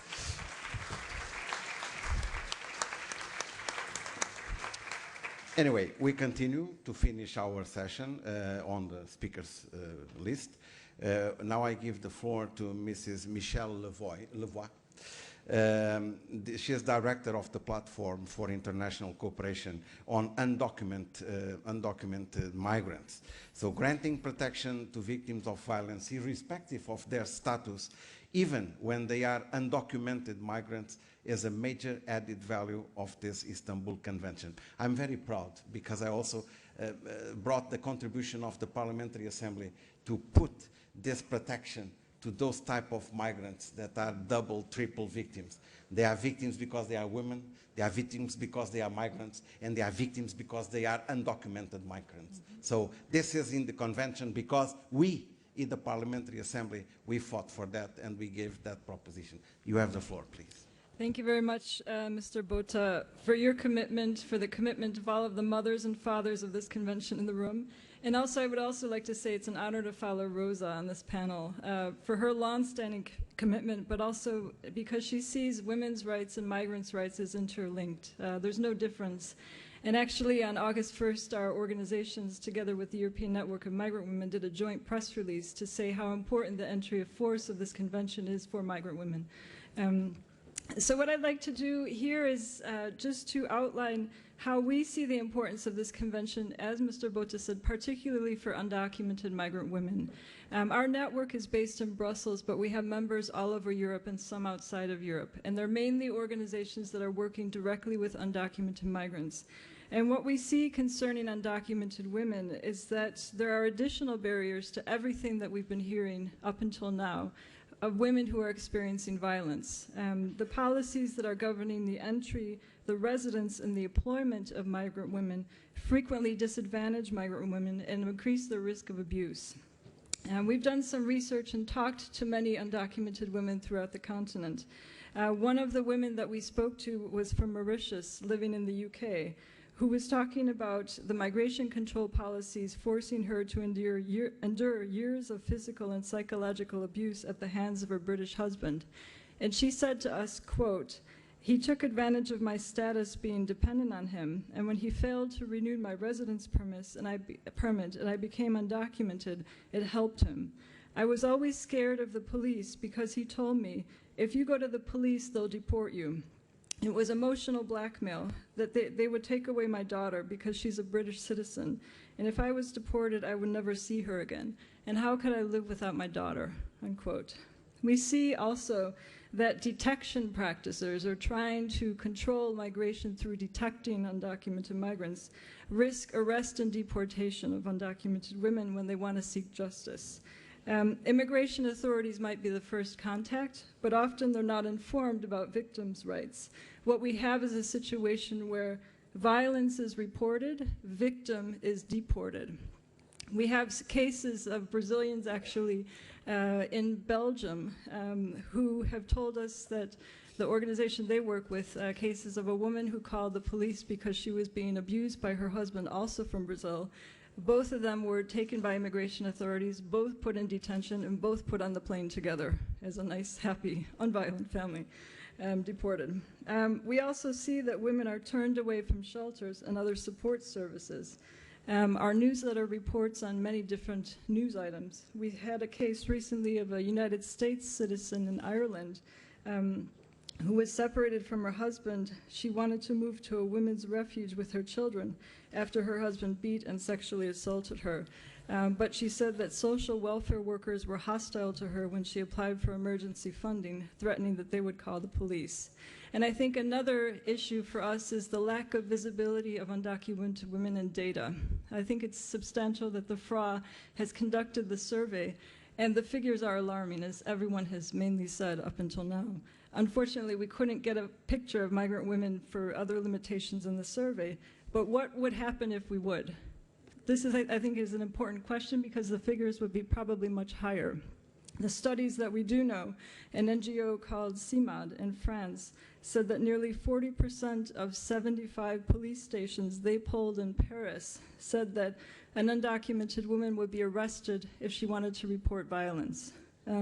IMCON, an organization in the UK, said that 92% of undocumented women seeking support for violence had been threatened by deportation by their perpetrator. So I think that the question of 2/3 of women in the Frost survey who didn't report violence, for all the reasons that we know, would be largely increased when you add undocumented women to it because of the main reason of the fear of deportation if they do report. So what do we have in front of us? We have the opportunity in the implementation of this convention that undocumented migrant women can also benefit from many of the protections. But this actually requires a lot of additional practical measures. It's not enough to say that the law doesn't discriminate just because it theoretically applies to all victims. We need to address the discrimination at both the individual and structural levels through proactive measures in law and policies. We know as a network what this actually means as a challenge, because the past year we've been working on the transposition on the EU level of the Victims of Crime Directive, which also applies to undocumented residents in Article 1. And we know how difficult it is for member states to also make these provisions applicable to undocumented residents. But what we have done is done an initial legal analysis of this convention and all of the relevant articles, which we will gladly share with you, to see how we could actually implement this convention and offer protections to undocumented migrant women in 4 main areas. One is access to justice. What does this mean? For example, issuing and publicizing a protocol to the police, making sure that there's a firewall, that they don't have to report undocumented women. The Fundamental Rights Agency has actually developed guidelines on detection practices, saying that undocumented should be able to go and uphold their fundamental rights, also the right to be reporting acts of crime to the police, and the police should not report them. We should be using these as models. We should be suspending expulsion for undocumented residents until the resolution of criminal procedures. Ensuring burden of proof for undocumented victims of crime is realistic, accepting NGO reports as an example. The second area is training and outreach. There's been a lot of discussion already today about training and outreach, but we need to also bear in mind that all of the actors who need to be trained have to be aware of the specific vulnerabilities of undocumented migrants. There are some interesting good practices that we've collected in a report that we have here. It's available on our website as well, of local level as well as regional and national level good practices. And one of them is in an area of the city, for example, cities were mentioned as well, where there's large migrant communities, establishing cooperation between the local police and migrant communities so that migrant communities can safely report at the police. The Amsterdam city government has actually established this. It's interesting to look at as a good practice. Informing migrant women about their rights is also crucial. We have to think of the other language translations that are needed when we have to consider materials. The third area is shelters and services. Rosa brought up the question of funding. So funding is obviously an issue for all shelters and services, but concerning undocumented, many shelters are restricted from allowing undocumented access to their shelters because they receive government funding. So making the funding actually independent and allowing all victims able to access the shelter is crucial.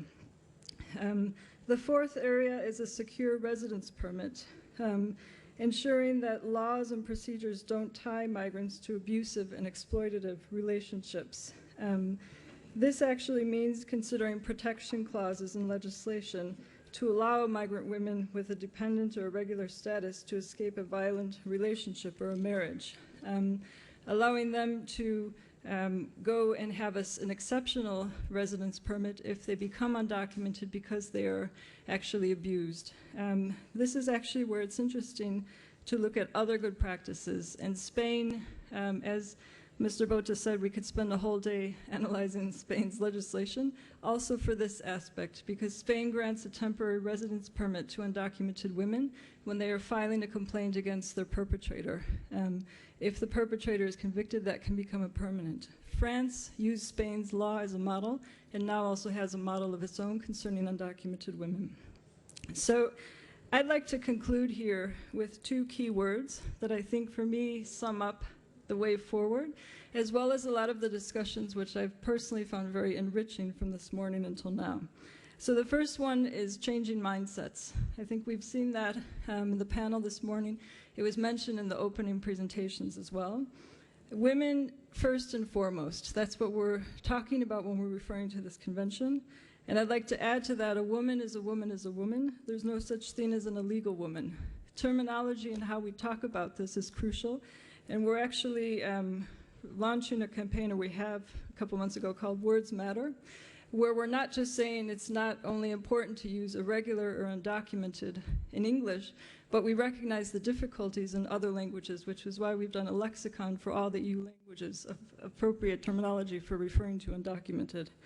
The second keyword for me is opportunity. We have an opportunity here to raise this baby, as Mr. Botha has said in his little opening, which I think is a very important figurative sense, but it also shows that there's a long work ahead of us.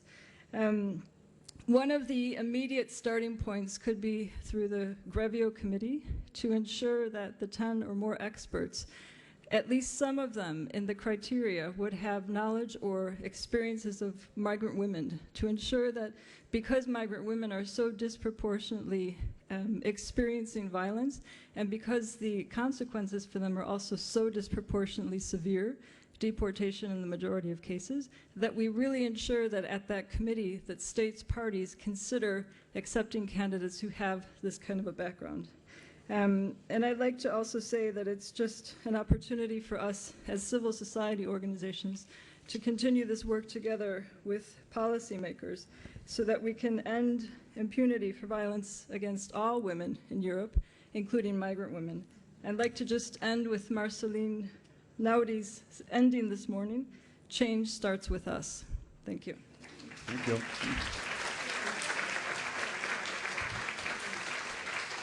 Thank you, Mrs. Michelle Levoix. And now, last but not the least, we come to the final speaker of this session. I welcome Mrs. Lawrence Joels, Mr. Lawrence Joels, Regional Representative of the UNHCR Regional Representation for the Southeastern Europe.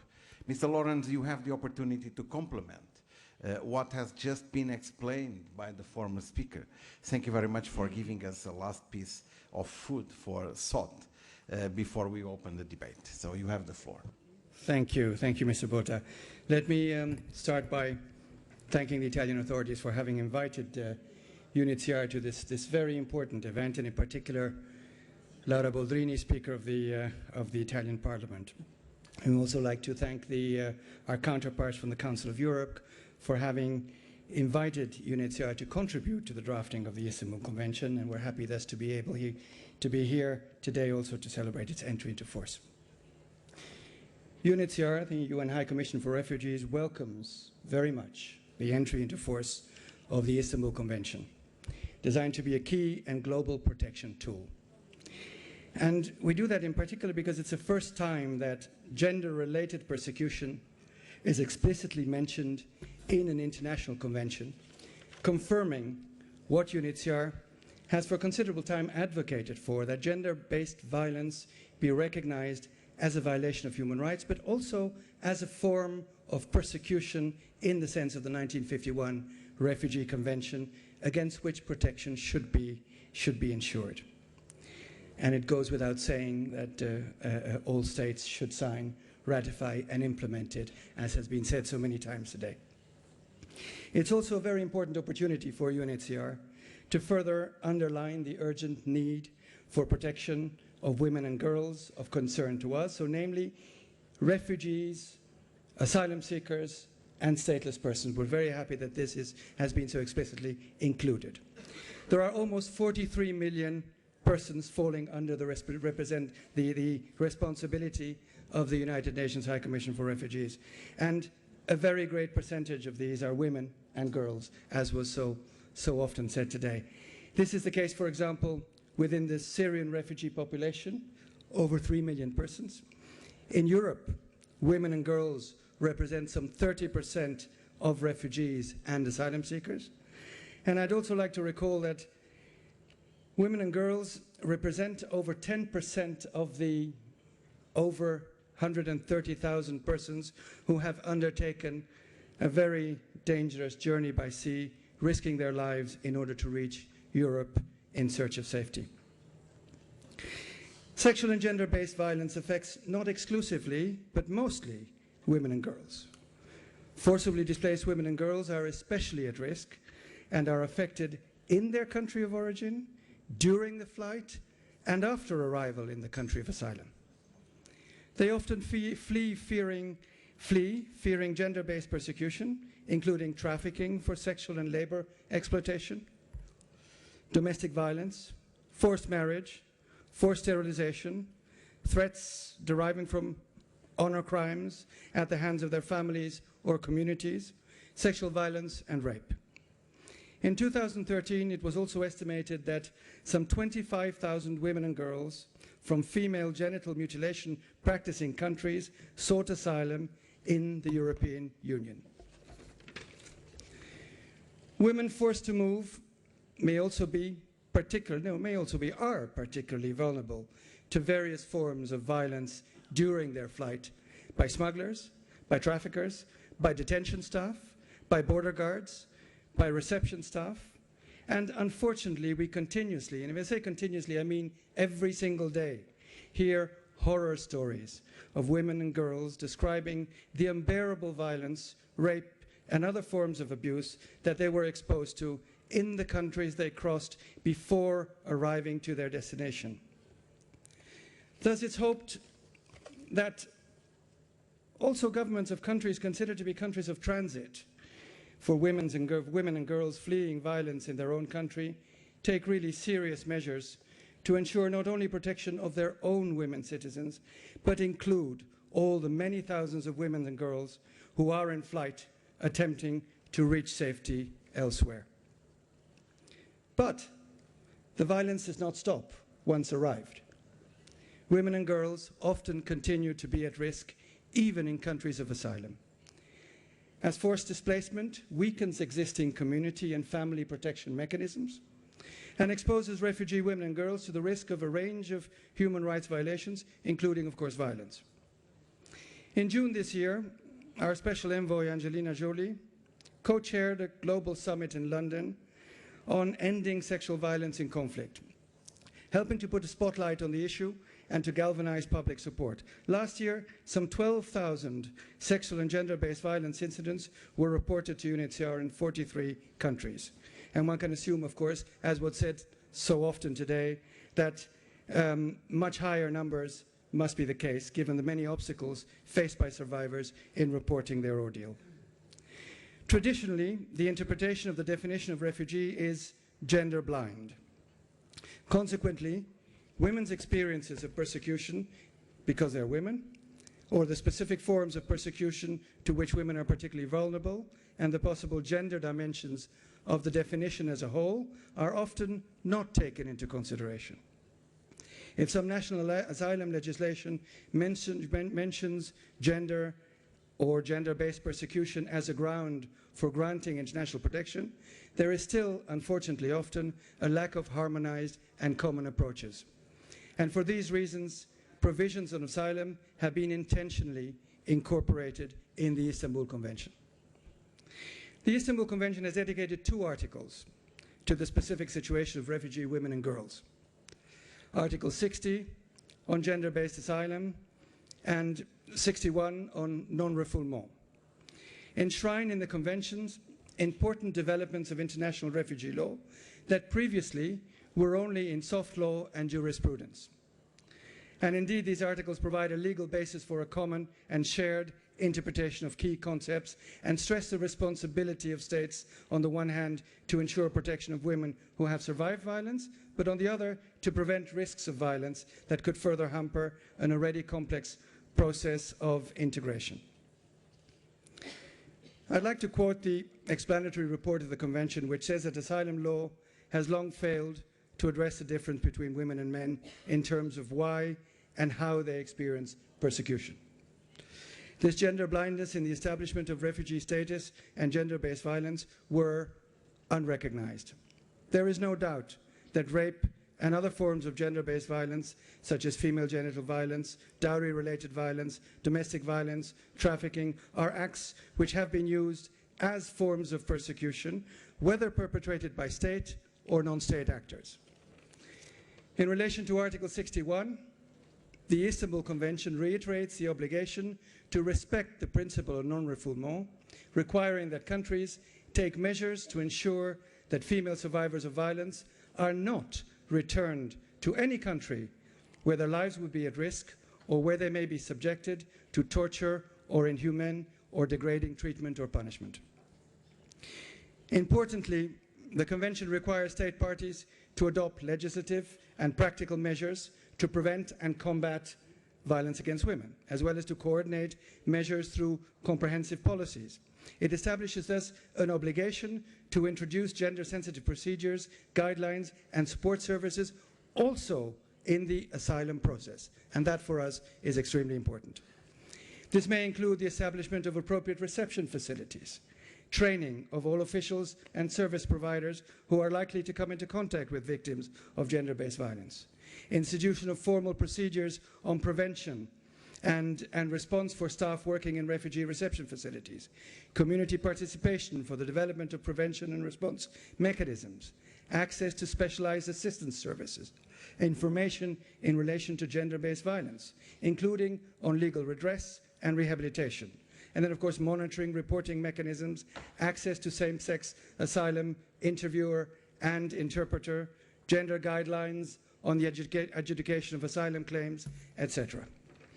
As mentioned several times yesterday and today, Italy was amongst the first countries that signed and ratified the Istanbul Convention, which has contributed to its entry into force. The transposition of the EU directives on qualifications and trafficking have been very important opportunities to establish mechanisms aiming at enhanced protection for victims of sexual violence and trafficking. With regard to other countries in the southern Mediterranean, Spain has ratified the Convention, Malta and Greece have signed it. National legislations in Italy and Spain in particular have included acts of sexual violence as acts of persecution. Generally, as UNHCR, we see encouraging enhanced awareness and attention on this specific issue. But we also see increased needs, particularly in the context of the current sea arrivals, that often are only the end part of a much longer route to safety that unfortunately, more often than not, is filled with undescribable violence against those attempting to reach safety, but in particular against women and girls. We're convinced that the way forward lies in further promoting accession to the Istanbul Convention and ensuring that there are no reservations in relation to Article 60 and 61, the ones that have to do that are dealing with refugees, as this can contribute to produce positive change and to effectively improve protection of women and girls forced to flee to seek safety. I'm finishing. We stand ready, of course, to provide expertise to states on how to effectively implement particularly these two Articles 60 and 61. I thank you very much.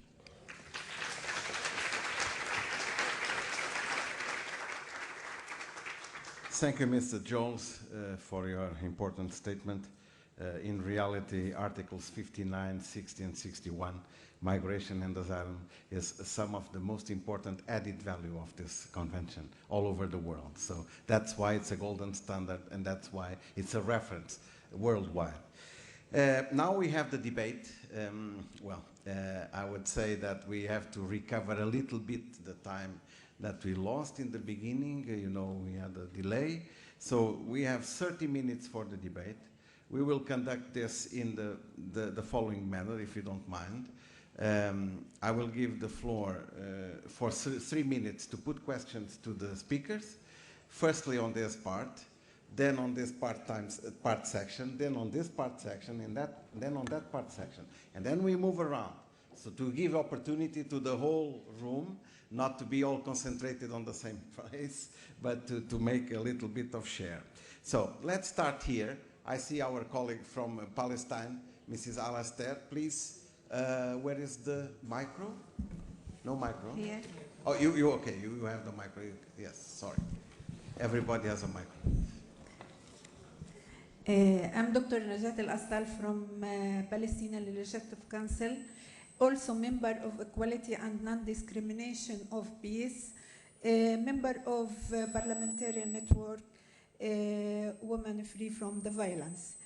First of all, I want to thank organizer, especially Italian Chamber Deputy and Council of Europe.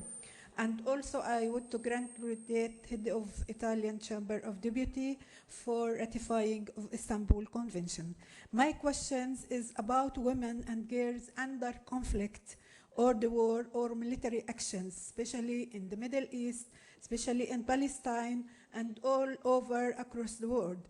These women suffer from fear all the time and violence, all kind of the violence, psychological, physical and sexual, and also victim to this war. Many of them are died or injured or displaced from their houses, suffer from lost hope for a future, lost their children and husband and relative. My question, what are your suggestions and the steps and initiatives to protect and manage the situation of these vulnerable and poor women in the base of Istanbul Convention and international human law and other convention and resolution of Security Council 1325. Thanks for your attention. Thank you very much, Madam Alsters. So now on this part, please, you have the floor from Austria. Yes, I want to thank all the organizers too. I think that everything that's been addressed is very important on the Istanbul Convention. I am here today on behalf of WWPEN, Work with Perpetrators European Network, a European association that was forged on the base of a European network and that has been working for over 8 years with more than 26 countries networking around the theme of men's perpetration of domestic violence. Now we have all agreed that victims should not be held responsible for the violence, and this means focusing on the men that are responsible for the violent behavior. And we must always highlight that how the perpetrators are being held accountable for the violence. In April, WWPEN was founded with 19 European countries and more than 20 programs represented. We feel that the work that WWPEN is doing is in full recognition and development of the Istanbul Convention, as is also stated in Article 16, Articles 1, 2, and 3. Parties shall take the necessary legislative and other measures to set up or support programs aimed at teaching perpetrators of domestic violence to adopt nonviolent behavior in interpersonal relationships with a view to preventing further violence and changing violent behavior patterns. It's a quote from the Article 16. WWPEN shares the same definition of violence as the Convention and the position of seeing violence as rooted in gender inequality. For us, the priority of the interventions are the promotion of safety for women and girls, the promotion of accountable and coordinated work with perpetrators, and to fulfill internationally accepted quality standards. The first document that was produced by WWPEN was the guidelines on the promotion of perpetrator programs that have been used in many countries that have developed these programs over the past years, including Italy. The first center, CAM, and the national umbrella organization, RELIVE, both are inspired by WWPEN guidelines. Many of today's presenters have referred to the importance of engaging men and boys and the importance of perpetrator work. Still, we think that there is a slight shortcoming on the accent on Article 16 that we feel is a very, very important point of the Istanbul Convention. We need an integrated effort to include perpetrator programs in a reliable and accountable program to eradicate and contrast violence in Europe. We hope that the future initiatives will provide to include this aspect of the implementation of the Istanbul Convention in future initiatives. The safety of women and girls depends on the accountability that institutions and state have of perpetrator behavior. It's under 3 minutes. Behavior and perpetrator programs need to be accountable partners in this effort. Thank you. Thank you very much. I would like that questions should be put to the speakers. This is not 100 speakers at the same time. So please, now on this part, I saw firstly, I'm sorry, I will give them another turn around, but near to Mr. Magarate, you have the floor. Thank you, Mr. Bota. I'm the Deputy Justice Minister of Georgia. I don't believe in speedy justice, but I will be as quick as possible. As Georgia is through the signature of the convention, so we have prepared amendments to 12 laws, and they pertain different aspects of what we discussed today. But I will focus just on one particular issue, especially in the light of the discussion. I would like to ask presenters to give their comments whether there is added value to have multiple discrimination as aggravating circumstance in the process of criminalization of violence against women. Because violence against women is a form of discrimination, and women are especially susceptible to multiple grounds, or so-called multiple or intersectional discrimination. Thank you. Thank you very much. Now on this part, please, on the fifth rank, please. Yes. Yes. Thank you. Thank you. Carol Hageman White. I've been monitoring the Council of Europe recommendations. Is that working now? Is yes, the please, microphone please. working? Yes, please. Yes. I have a comment, a point to make in regard to the section on prosecution. We've been reminded several times that this is a holistic instrument, the convention, which is its strong point. But it also means, like all human rights frameworks, that different principles are embodied that are not always, in practice, congruent and the same practical consequences. I think we should be cautious, and that needs to be acknowledged. I think we should be careful about saying that prosecution is for justice for women. Prosecution is about the perpetrator and about justice in society, and you can have a policy saying that it is in the public interest to prosecute all cases. But some victims of crimes in general have a strong wish for justice through prosecution. Others do not, and particularly with domestic violence and in family matters, many people do not feel that it is a matter of their personal desire for justice. If we are also talking about empowerment of women, then we've got two different principles here that may not agree in practice. Now, I'm not saying we shouldn't prosecute, but I think that saying that prosecution is bringing justice for women seems to me to go in the wrong direction. It's about justice for society, and it's not always going to stop the aggression, and it's not always going to keep women safe. So there's different issues here that all have to be addressed. Thank you. Thank you very much. Now on this part of the audience, someone who wishes to speak? Nobody? So now on this part, sorry. Oh, okay. Grazie. Thank you. I'm Di Sercole, President of Differenza Donna, and we manage the anti-violence centers in Rome, which are funded by Solidare, Province of Rome, Roma Capitale, and the Department for Equal Opportunities. We wanted to point out that one serious problem for Italy is the national coverage of anti-violence centers, which, as we heard today and as indicated in the Istanbul Convention, are essential instruments in order to enforce rights and to make it possible for women to move away from violence. We have only 6% coverage in Italy in relation to what we need, and we hope that there will be a commitment to improving this situation. Thank you. Thank you very much. Now on this, yes, please, Azerbaijan. Yeah. Representative of Government of Azerbaijan State Committee. Diversification of life is accompanied with a change in the international law. Today, we see as the new institute, the prevention of domestic violence changed into the mechanism in the international law. Istanbul Convention changed the questions of the prevention of violence against women into the one of the main parts of international human rights.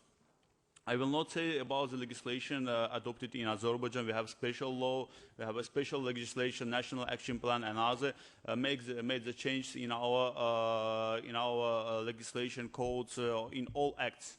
But today I won't say that we already created 3 governmental and 7 non-governmental shelters. It's about 10. Of course, it's not enough for these days, but we are doing this work. And I would like to underline the progress in work with IDPs in Azerbaijan. You know that it's much more than 450,000 women IDPs and forced migrants in Azerbaijan.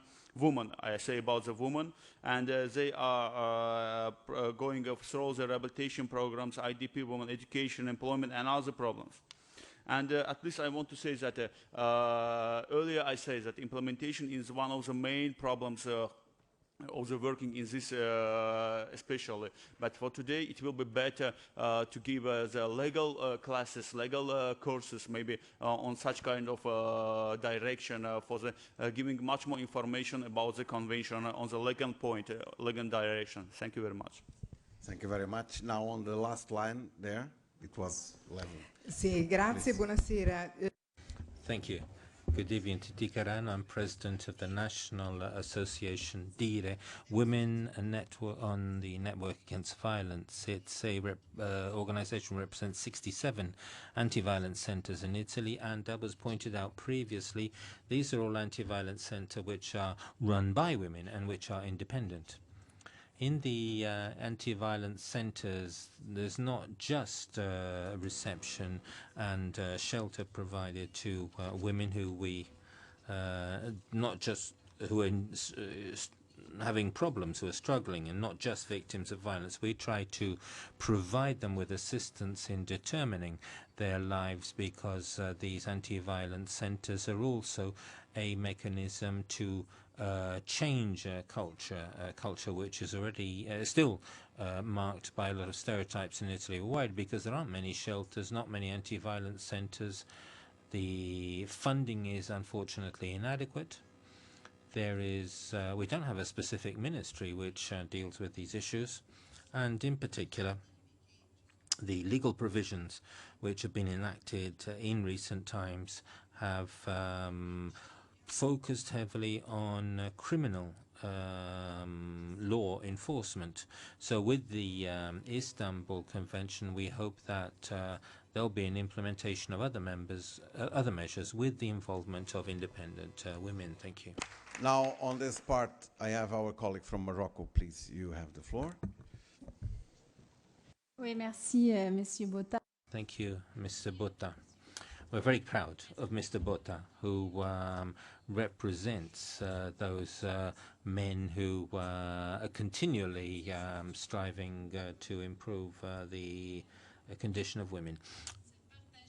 And we'd like to share common work, an ongoing effort on the part of women who are on the ground in Morocco.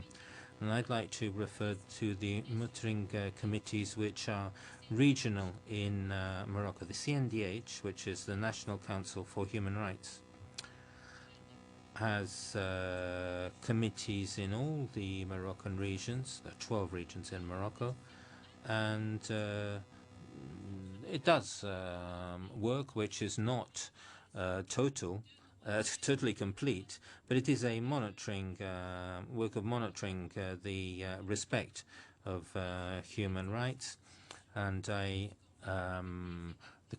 committee has worked with NGOs, and most of the members are NGOs. The most active people in these committees are women's associations, and in particular associations of women to combat violence against women. We do have one concern. How can we liaise when we have domestic violence, and how can we establish synergy between the public institutions, the judiciary, and the work of these committees? There is experience in this area, but we don't have real synergy, because implementing a true synergy between the public institutions and the CNDH, the Committee for Human Rights, and Ministry of Justice, the courts, and civil society is what we really need to achieve.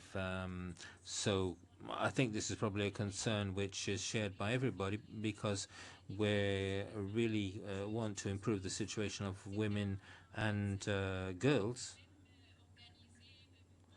And I think that we could also think of a recommendation asking to reflect on this Moroccan model, which is a work in progress, and which is moving ahead with small but very bold steps. And we want to learn from the European experience. So I would like to draw attention to our experience, which, as I said, is modest, but which we think is very important, because led by women on the ground. Thank you. Last row. You have the floor. Merci. Je voudrais tout d'abord. Thank you. I'd like to congratulate the Council of Europe and express my gratitude. Now that we're celebrating the coming into force of the Istanbul Convention, in Tunisia we were able last December to present the convention, and it was a source of inspiration, and it was useful as a framework, and helped us in our development of law on violence against women. We have a participatory consultative process. We involved NGOs, stakeholders, many different parties in this process, and we hope to be able to submit the bill in November. And this law is part of the operationalization of our national strategy against violence. This is an important dimension of that. And there certainly will be difficulties in the implementation of the strategy,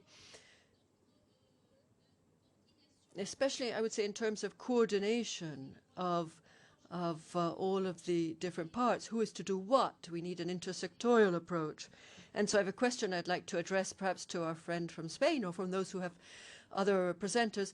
And the question is, how did you achieve this coordination in your country? How did you assure that the women victims of violence would be treated appropriately? We've started mapping out in Tunisia the different service providers that we have, the different partners. We're working in terms of an intersectorial approach, but we really would appreciate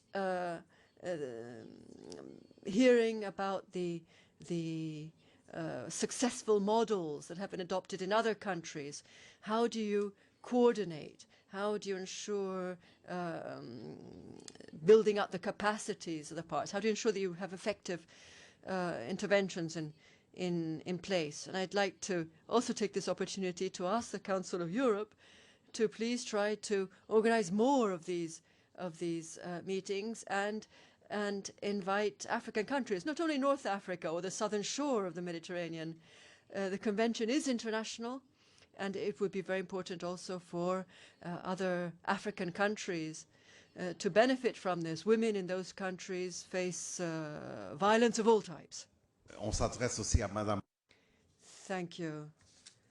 Thank you. We will turn that appeal to Mrs. Battaini. We would like to have more of these meetings, yes. Inscription of the Secretary of State of Portugal for Equality, please. You have the floor.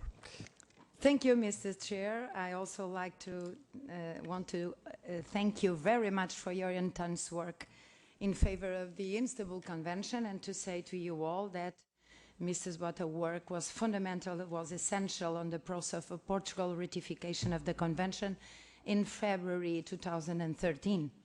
I will take the floor just for 1 minute to answer his challenge of telling you all how we managed to have extra funding in such a difficult times. Try to demand for your work on the protection of victims a small percentage of the profits of the social games like Euro Millions and Totoloto. And you will see that even if it is a small percentage, it works. To finish, I would like to remember Mr. Laurent Scholes that Portugal indeed ratified the convention in 2013, and it was the first European Union country to do it. Thank you. Thank you very much. And congratulations on the formula. I think that other countries should also follow the same. Now, please, you have the floor on the 6th row. I have the honor to present with you today on behalf of the League of Arab States. In our regional level, we launched the Cairo Declaration in 2014 in high-level ministerial meeting as opposed to a 2015 agenda. The declaration offers a regional framework and the provisions to end violence against women and girls. We are also following the implementation of the strategy of protecting women and girls in the Arab region in the time of peace and conflicts, based on the regional and the international obligation. The Istanbul Convention offers a specific instrument for domestic violence against women, and we can provide reaching tools to our framework and the plan of action to end violence against women. For this reason, we'll be keen to share the Council of Europe Convention to our member states through the Standing Arab Women Committee. Now we are waiting for one of the Arab members to ratify this convention, and we'll tackle this to the most of the Arab countries. Thank you. We also expect that can happen soon. I see that there is, on the bottom of the room, there is one demand, another one on this side, and I don't see any other. We should stop, because otherwise we don't have time. We still have to listen to the answers. So please, on the bottom. Yes, you were firstly. Yes. Grazie. Mi chiamo Thank you. My name is Flaminia Giovanelli, and I represent the Holy See, which has an observer status at the Council of Europe, and thank you for your invitation. Without speaking of the role of our congregations of women religious and what they do in the area of prevention and protection, a lot of that is well known, and the work of the religious is well recognized. But I have a question to the police superintendent and to the co-workers. Has any form of religious or spiritual assistance been envisaged for the people who are part of your carrying program, or being followed on? It can be a great source of comfort, religious comfort. And have you thought about it? Is it provided for? If it is asked for, can it be provided? Yes. You ask it. You ask it for speaking. Please. Huh? No? Thank you. Thank you.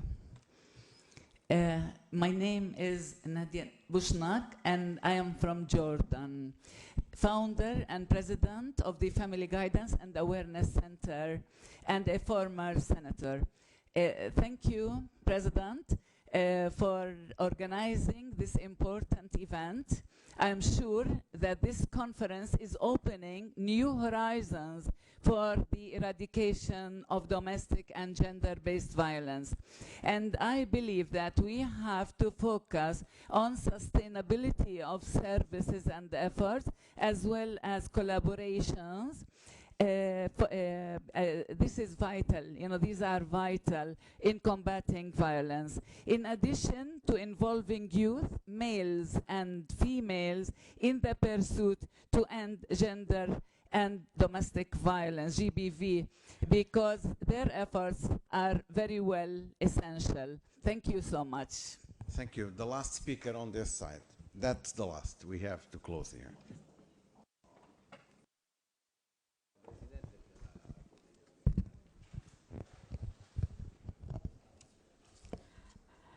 Monsieur le Président, Madame, Chairman, Minister of Solidarity. I'm speaking now from Algeria, Minister of the Condition of Women. Thank you for giving me the floor, and I too would like to ask a few questions and make a few suggestions on the Convention of Istanbul, which is the reason why we have gathered here in Rome. I think that there is perhaps a misuse of the term of shelter. We're talking about women whose rights should be respected. They have been victimized. They should be taken into centers or centers and where they can be given professional care, and not refuges, not the sort of shelters that are generally given to others. I'm referring to Article 23 of the Convention of Istanbul. I also think it's important that we consider the situation of women in situations of armed conflict, especially where they are made victims and through acts of warfare, criminal warfare. Domestic work, trafficking at a transnational level is a great scourge, and Mrs. Levoix, director of the platform, discussed this at length, the Platform for International Cooperation on Undocumented Migrants. Many Western countries have yet to ratify the Convention on Migrant Workers and the members of their family. Thank you. We are going to listen to the resistant speakers, because most of them, they have escaped from the room. So I don't have them anymore on the table. So, but anyway, I give the floor firstly to Mrs. Giz Ladotir to make the final remarks from your side.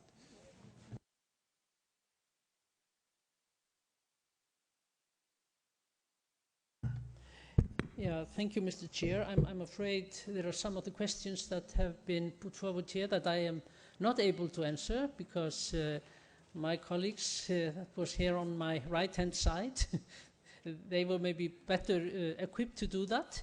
But I'll try to address at least one issue that was raised here by our Palestinian friend and also by the Arab League.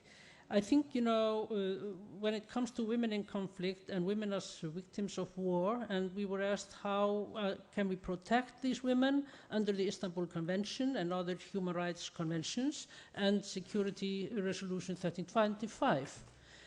That's a good question. Because, in war, of course, the parties of war, they are bound by certain human rights conventions. The Human Rights Convention do not, shall we say, they still apply to this situation, and they should be, of course, held to account if they violate the human rights of the people. Like in Gaza, it's of course the responsibility of the conflicting parties there, be it the Hamas or be it the Israeli government, to respect the human rights of the people there and not violate the human rights of women. And but the thing is then how to hold them to account. There, you know, we have an issue, if we can say so, because one must admit, for example, that the Resolution 1325 does not have many, shall we say, measures to hold governments, state parties to account, to really implement the resolution. But now, as I mentioned, we have a new one, which is Resolution 2122, adopted last year, which actually puts more responsibility on the Security Council itself to really look into what are the parties, how are they implementing these resolutions. But like I said, this is, when it comes to conflict, it's always a challenge how to hold parties to account. And although these conventions do not cease to apply. But also I just want to mention here, because it has come up, you know, we have a lot of international conventions, we have legislations, we have policies, we have even action plans in many countries, national action plans on 1325. And, you know, in many countries there is no lack of all these things. But then it comes to the implementation, and there we have a huge gap in many countries of the world. And that's where we really need to, that's an issue we need to tackle. We need to see implementation, we need to see actions. Thank you very much. Now I give the floor to Mrs. Montaglione, which after all, she was still here in the room. Please, final comment. Grazie. 3 minutes each one. Rispondo velocemente. I'll answer 2 questions briefly, 2 points that were raised by previous speakers. It has been said that in this type of trial, woman is not so interested in repression, but she wants the state and the judiciary to do something else. What the women really want is to be protected. Now, I would agree with that statement to quite an extent. It's true that the victims of this type of crime are generally inspired by not the interest in repression, but in being protected.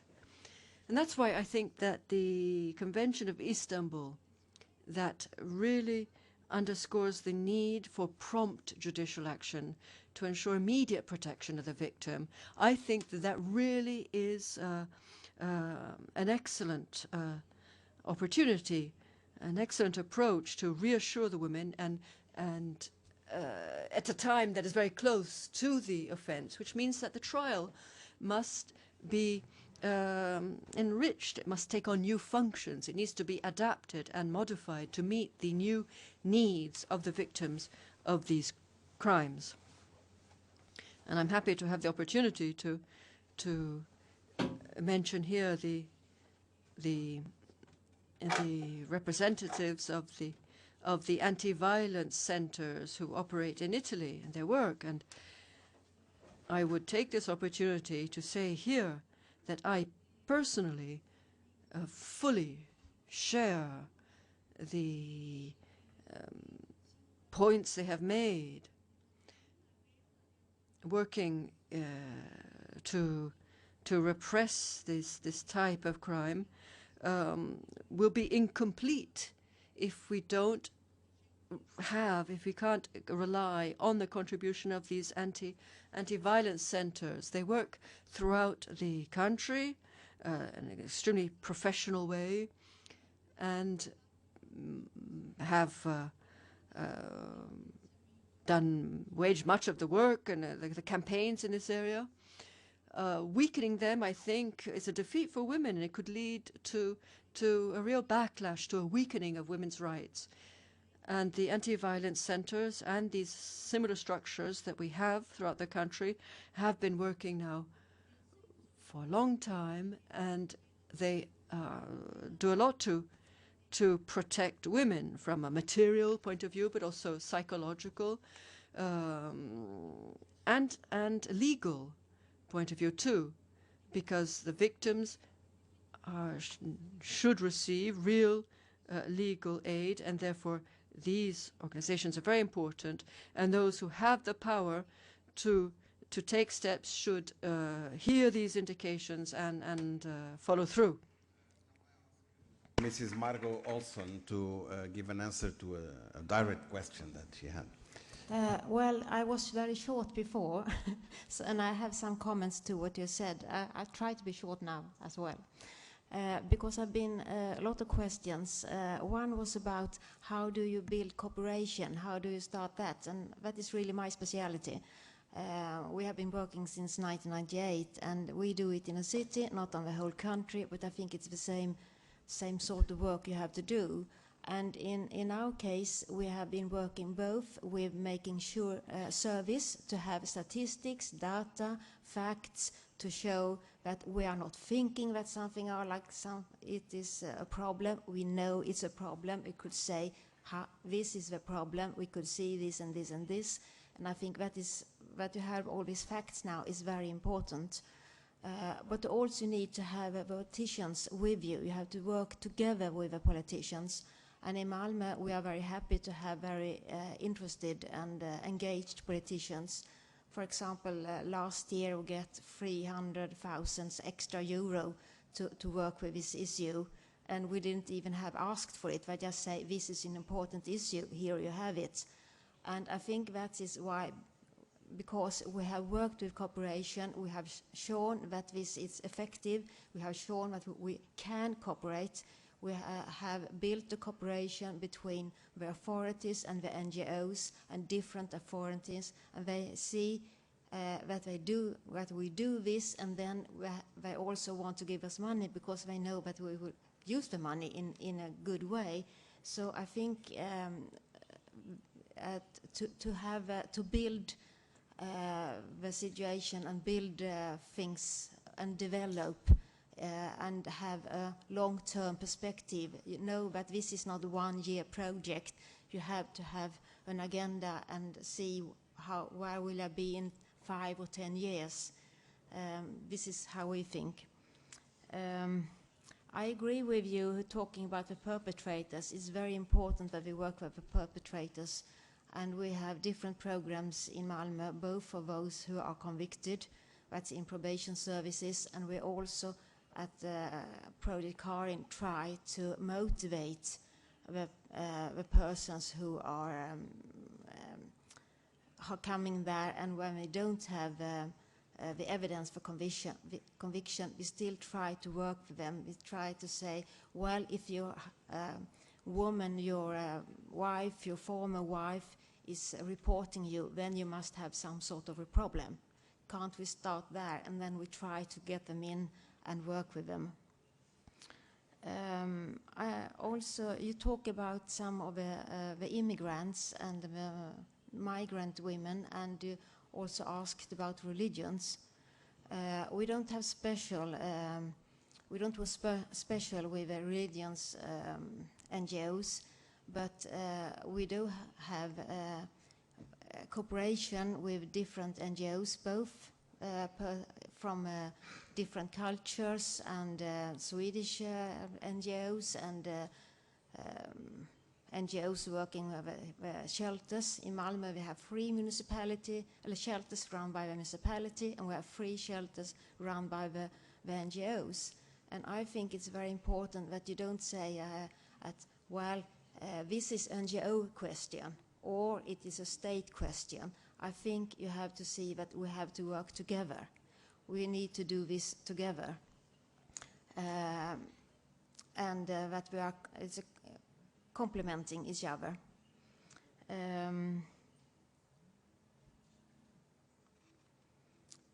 And about the migrant person and without papers, one of our NGOs have got extra money for working with migrants without papers, so they could take them, where they could come there, and they have the same right to get a shelter as anyone else.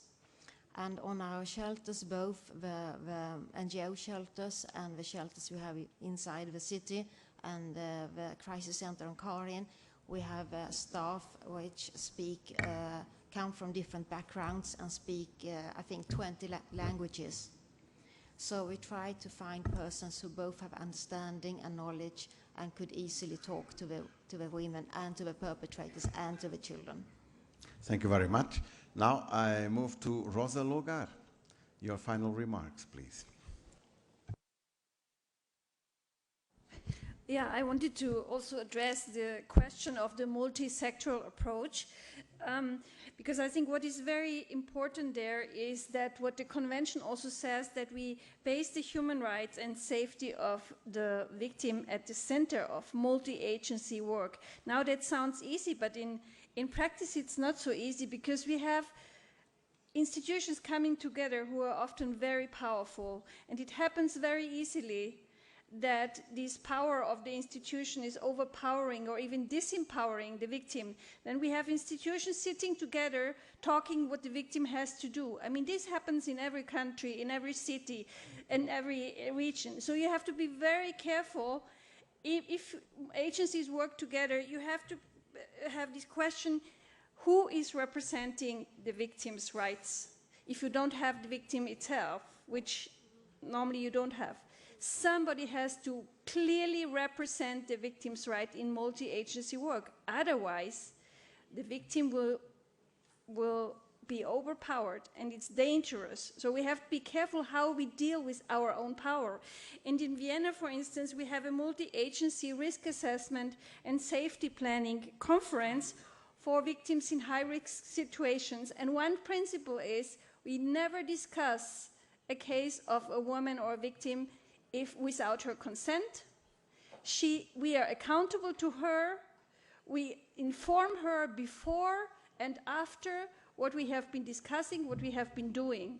So it's transparent to the victim. This, to me, is the most important principle in multi-agency work. I don't see Mrs. Levoix. No? Oh, sorry. We moved. Okay. You have the floor, please. Final remarks.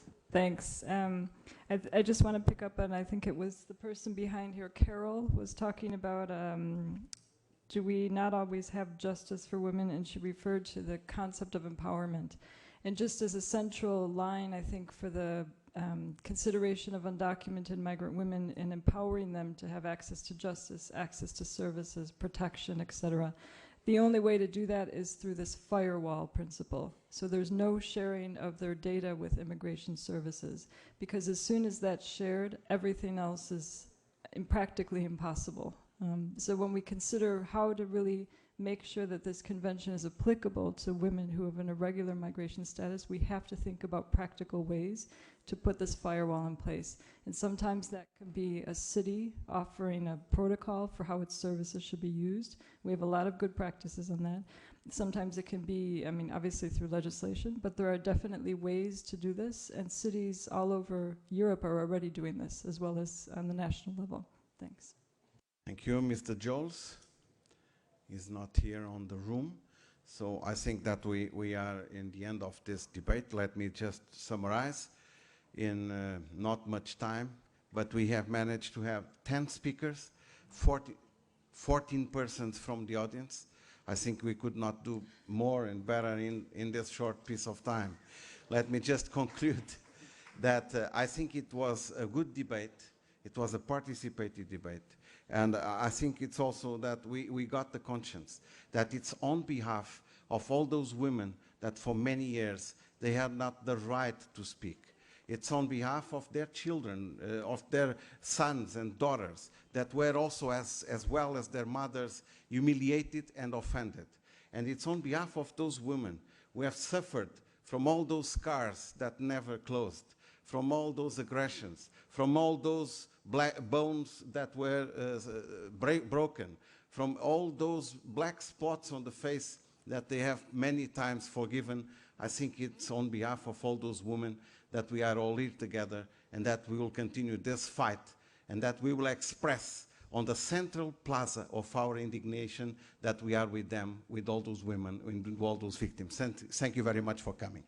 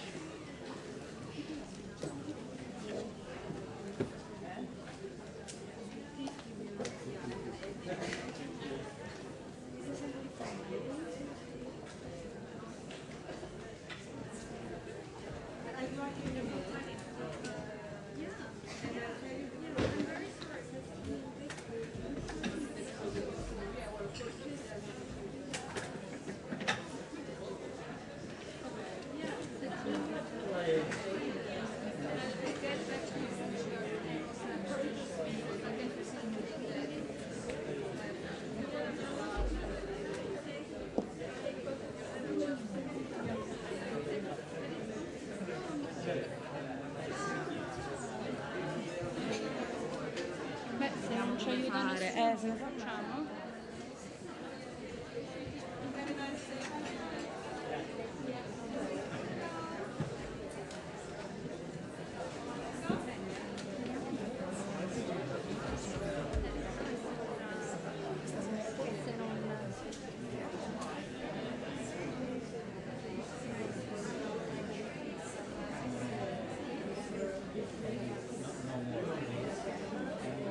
Mr. Bo.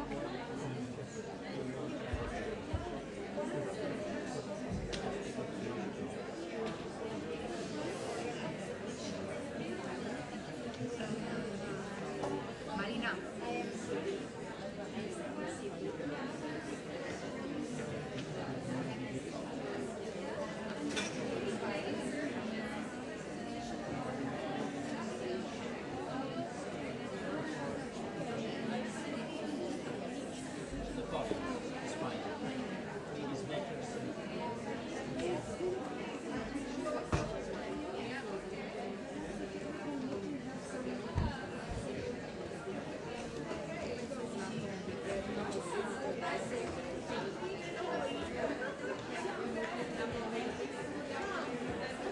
Bisognerà cambiare immagino, no?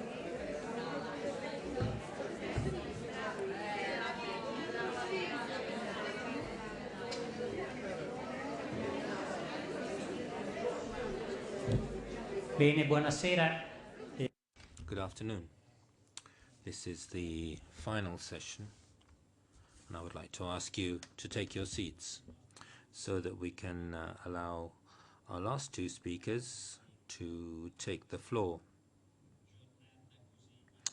and complete this very intense and very valuable day. Just a couple of words of introduction. The topic of this session looks to the future, to the post-conference. The topic is the responsibility to act, implementing and monitoring the Istanbul Convention. And I would just like to point out that the issue of responsibility to act is becoming a catchphrase in the protection of human rights. I'm thinking of the doctrine of the responsibility to protect, and this responsibility to act is something which is linked to the current debate and reminds us that one of the most important achievements of this convention is defining violence against women as an infringement of human rights, which means that this offense is a crime against humanity, and it means that humankind and all its institutions, civil society organizations, schools, families, but even more public institutions, the requirement to act, react, and to shoulder responsibility. I think in this connection it was very important what was said by the President of the Chamber of Deputies, Laura Boldrini, which was reiterated in many statements and in the discussion on the duty to support preventative action through and support for victims through financial measures. I think this is a commitment which the members of Parliament present can take on with vis-à-vis their governments. Among the concrete things which we need to do and which we can do too, I would like to recall that as the Italian delegation, together with the presidency of the Chamber of Deputies, we intend to promote among Italian universities a prize for a graduation thesis which will encourage the involvement of the academic community in this area. I think that we'll be asking Mr. Mendes Porta and Gabriella Battaini-Dragoni to see how the Council of Europe can contribute to the success of this initiative. But I fully believe in my professional experience as a university lecturer before I was elected to Parliament, an outstanding work which was done by one of our students on large-scale violence, ethnic rape in the war in former Yugoslavia, and and I remember that the discussion which we had, the discussion of the thesis, was something where we learned a lot from her, because when we talk about education on this issue, it's not just a top-down process. In fact, it is much more a bottom-up process, starting from the victims and from those who work to protect the rights of victims. I don't want to take away any more time from our debate, and therefore I will call on our two speakers. Professor Feride Akar, who is professor in the Department of Political Science and Public Administration, Middle East Technical University, Ankara, Turkey, where she is very active in teaching and doing research in political science and gender and women's studies fields. And apart from her academic activities, for 8 years she has been member of the Committee on the Elimination of Discrimination Against Women, and since 2009 she is the Turkish delegate in the ad hoc committee on preventing and combating violence against women and domestic violence. Thank you for coming. You have the floor. Thank you.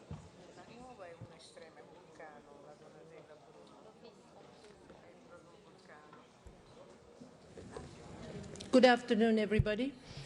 And let me just start by thanking you all brave souls who have resisted all the temptation to go out to this beautiful city of Rome on a Friday afternoon at this time to stay here to listen to the debates and to participate in them. You are really, really admirable.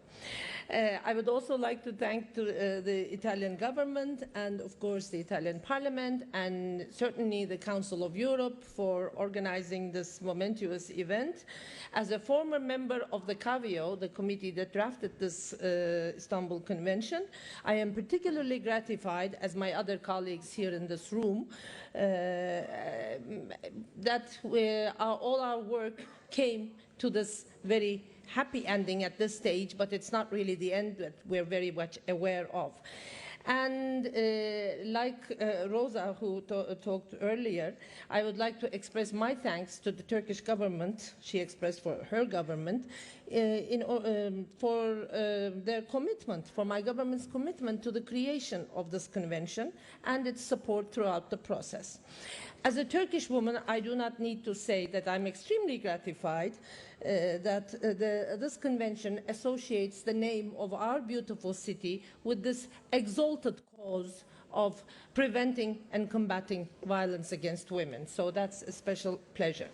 Now, it's very hard to find something new to say at this stage in the debate. I have been asked to talk about implementation and monitoring. I will say only a few words about implementation because we have, I think, talked a lot about that issue since this morning. I will talk a little bit more about monitoring, also drawing on my experience as longtime CEDAW committee member. The Istanbul Convention, ladies and gentlemen, recognizes at the outset, and we need to recognize and celebrate this convention as a major step towards integrating and strengthening the international legal framework to protect women's human rights and combat discrimination against women. Therefore, it is really relevant globally, not only for Europe, but for the whole world. During the drafting and adopting process of this convention, significant energy went into ensuring that the standards set by the convention did not fall short of or contradict those in existing global instruments, mainly in CEDAW. In considering implementation and monitoring, the monitoring of the Istanbul Convention, we should always keep in mind this connection with CEDAW. And not only substantively with the provisions and with the specific provisions of the CEDAW Convention, but also we should keep in mind that this convention is based very largely on the work and experiences of the CEDAW committee, the output in terms of its output in terms of general recommendations, particularly General Recommendation 19, and its optional protocol decisions. So this is something that needs to be always kept in mind in the background of implementation and monitoring both. Now, as good a convention as we may have in the text of the Istanbul Convention, how effective it will be, of course, will depend primarily on how national authorities understand it, how much they embrace it, and to what extent national civil societies claim ownership of this convention. My CEDAW experience, and I think all of you in this room would agree, that ownership of the CEDAW Convention by the women's civil society in many parts of the world, in different societies, has been the main force in legitimizing that convention in the eyes of the general public. So this needs to be done for the Istanbul Convention also. Civil society is very, very important, and its ownership is essential for both domestic implementation and international monitoring, which I will be talking about in a minute. Now, as I said, many people have touched on different aspects of the implementation, so I will not go into those.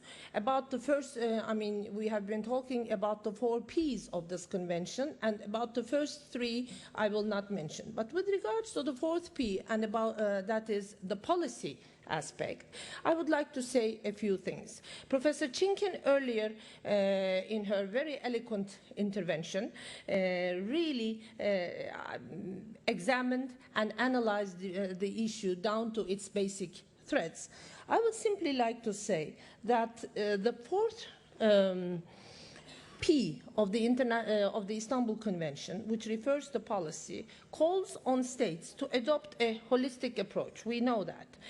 And on one level, this means that states should have policies that involve all branches of the government, and they should apply integrated, coordinated, multi-level, multi-sectorial actions, which also means that they should be engaging very deeply and meaningfully with civil society. That is part of holistic approach too.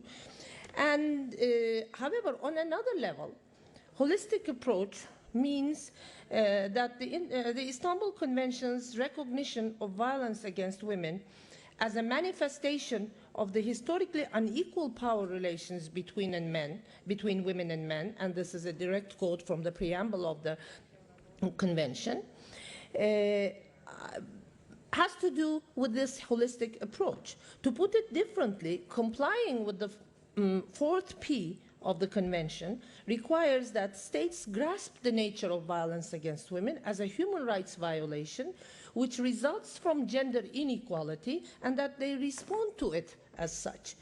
The Convention underlines the need for comprehensive and integrated policies that address not only the symptoms but also the root causes, be them economic, social, or political, of violence against women. National implementation, therefore, needs to ensure that all policies recognize gender inequality as the underlying social structural cause of the problem. This is not as easy as it sounds. We keep saying this, but when it comes to the national scene, many governments are not all that willing, let me say, to relate violence against women to gender equality and to grasp the notion in that perspective. So we have picking and choosing among issues and problems. CEDAW experience indicates that picking and choosing among issues and problems of gender equality, or responding to different forms of violence against women on a piecemeal basis, often renders the entire struggle ineffective. In other words, those policies that may bring forth or put a lot of emphasis on domestic violence, but simply do not talk or ignore sexual violence, is not going to be as effective as a whole-scale approach. And neither would be those issues that separate violence against women from overall gender equality principles. So this is one issue that I wanted to talk about. Now about monitoring. Let me say, by the way, before going into monitoring, let me say that it is important that these laws, policies, and measures put in effect refer to this intrinsic connection that I was just talking about between inequality, international human rights, and non-discrimination norms, and violence against women. This is very important because this is essential in order to prevent compartmentalization and trivialization of violence against women issues. Otherwise, they get to be not so important issues. And so this is something that is very, very important. Now about monitoring. A very important added value of the Convention is that it establishes for the first time an international monitoring body responsible expressly for following up and evaluating national implementation. Our experience from other fora, including CEDAW, shows that international monitoring can indeed have a very serious impact on the ground for a variety of reasons. New concepts and perspectives can be introduced into the national scene. Recognition can be rendered to hitherto neglected issues on the national scene through the work of monitoring bodies. And, for instance, harmful practices can be changed or can be impacted towards change through, and I will say this, through naming and shaming. And this is something that international monitoring brings about. The monitoring organ of the Istanbul Convention will be made up of two different entities, a group of independent experts, which is GREVIO, and the Committee of the Parties, which will cooperate. These two will cooperate and function in tandem. This mechanism will assess the implementation of the Convention primarily on the basis of state reporting for questionnaires that are prepared by the monitoring organ. It will have the possibility to conduct on-site visits if need be. It is entitled to make both country-specific and general recommendations on the basis of its observations. Monitoring organs are watchdog bodies. They follow what's going on, and they, in order to ensure that national implementation is timely, effective, and consistent with the supranational norms. So, and they do so on the basis of information from a variety of sources, which is very important, including civil society, the media, and personal expertise of the members, knowledge of the members of these bodies. These monitoring organs become rich repositories of information on a particular subject, in this case on violence against women, in their own right. And their views and recommendations provide guidance to the governments, obviously, but they are also very important references for civil society action. Now, I would also like to say that the monitoring bodies are obliged to stay within their mandates set in the Convention. Although they're obliged to do that, they are considered authoritative sources for contextualizing and interpreting the legally binding text for specific cases. They can build on the mother text this way and have thus been known to function as progressive standard setters themselves. A good case is General Recommendation number 19 of the CEDAW Committee. In order to fulfill these roles well, these mechanisms, these monitoring bodies, should strike the right balance between loyalty to the mandate and commitment to substantive norms underlying that mandate, to the spirit of the Convention. The structure of the monitoring mechanism of the Istanbul Convention appears well suited for this purpose. It can perform well if Grevio and Committee of Parties function in complementary ways because they constitute political and expert arms. An absolute must in this is to ensure an absolute must in ensuring effective monitoring, I would say, is independence and expertise expected of members of monitoring bodies. Parties to the Istanbul Convention should ensure that they nominate and elect independent expert members to Grevio in order to instill international and regional trust in the system from the outset of the process. Grevio will design its own rules of procedure and working methods, so adopting rational and streamlined working methods will be very important as the foundation of future work. Similarly, ensuring consistency with global and regional standards of women's human rights and existing jurisprudence will be critical, so this requires a knowledgeable group of people functioning in the Grevio. And in this context, Grevio operating with the standards parallel to CEDAW is indeed very important. So I have come in a way full circle to where I have started, and I'm ready to conclude my presentation saying that the functioning of the Istanbul Convention in tandem with CEDAW and with the CEDAW's recommendations and in line also with the rulings of the European Court of Human Rights, for instance, will help strengthen the entire system, and that's what's needed.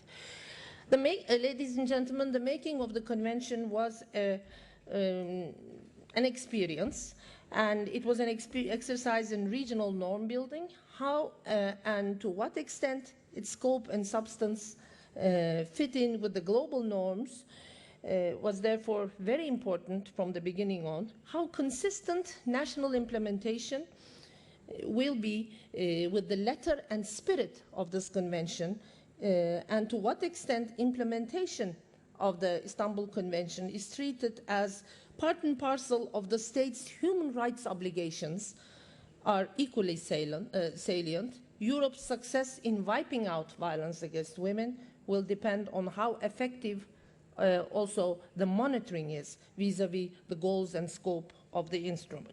This convention has the potential to help create a Europe free of violence, I think, indeed a world free of violence, political will, informed national implementation, as well as fair, impartial, and consistent independent international monitoring are essential components for success. Thank you very much.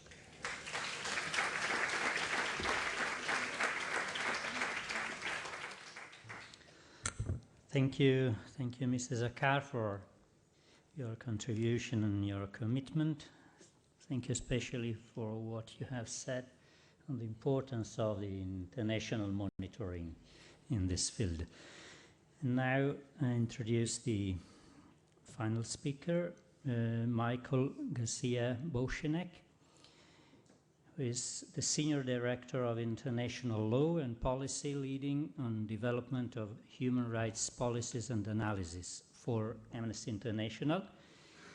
Mr. Bochenek has also an experience from 1998 to 2006 in the field of Human Rights Watch Children's Rights Division, and also an experience as an academic at the Yale University School of Epidemiology and Public Health and the Georgetown University. So thank you for coming. You have the floor.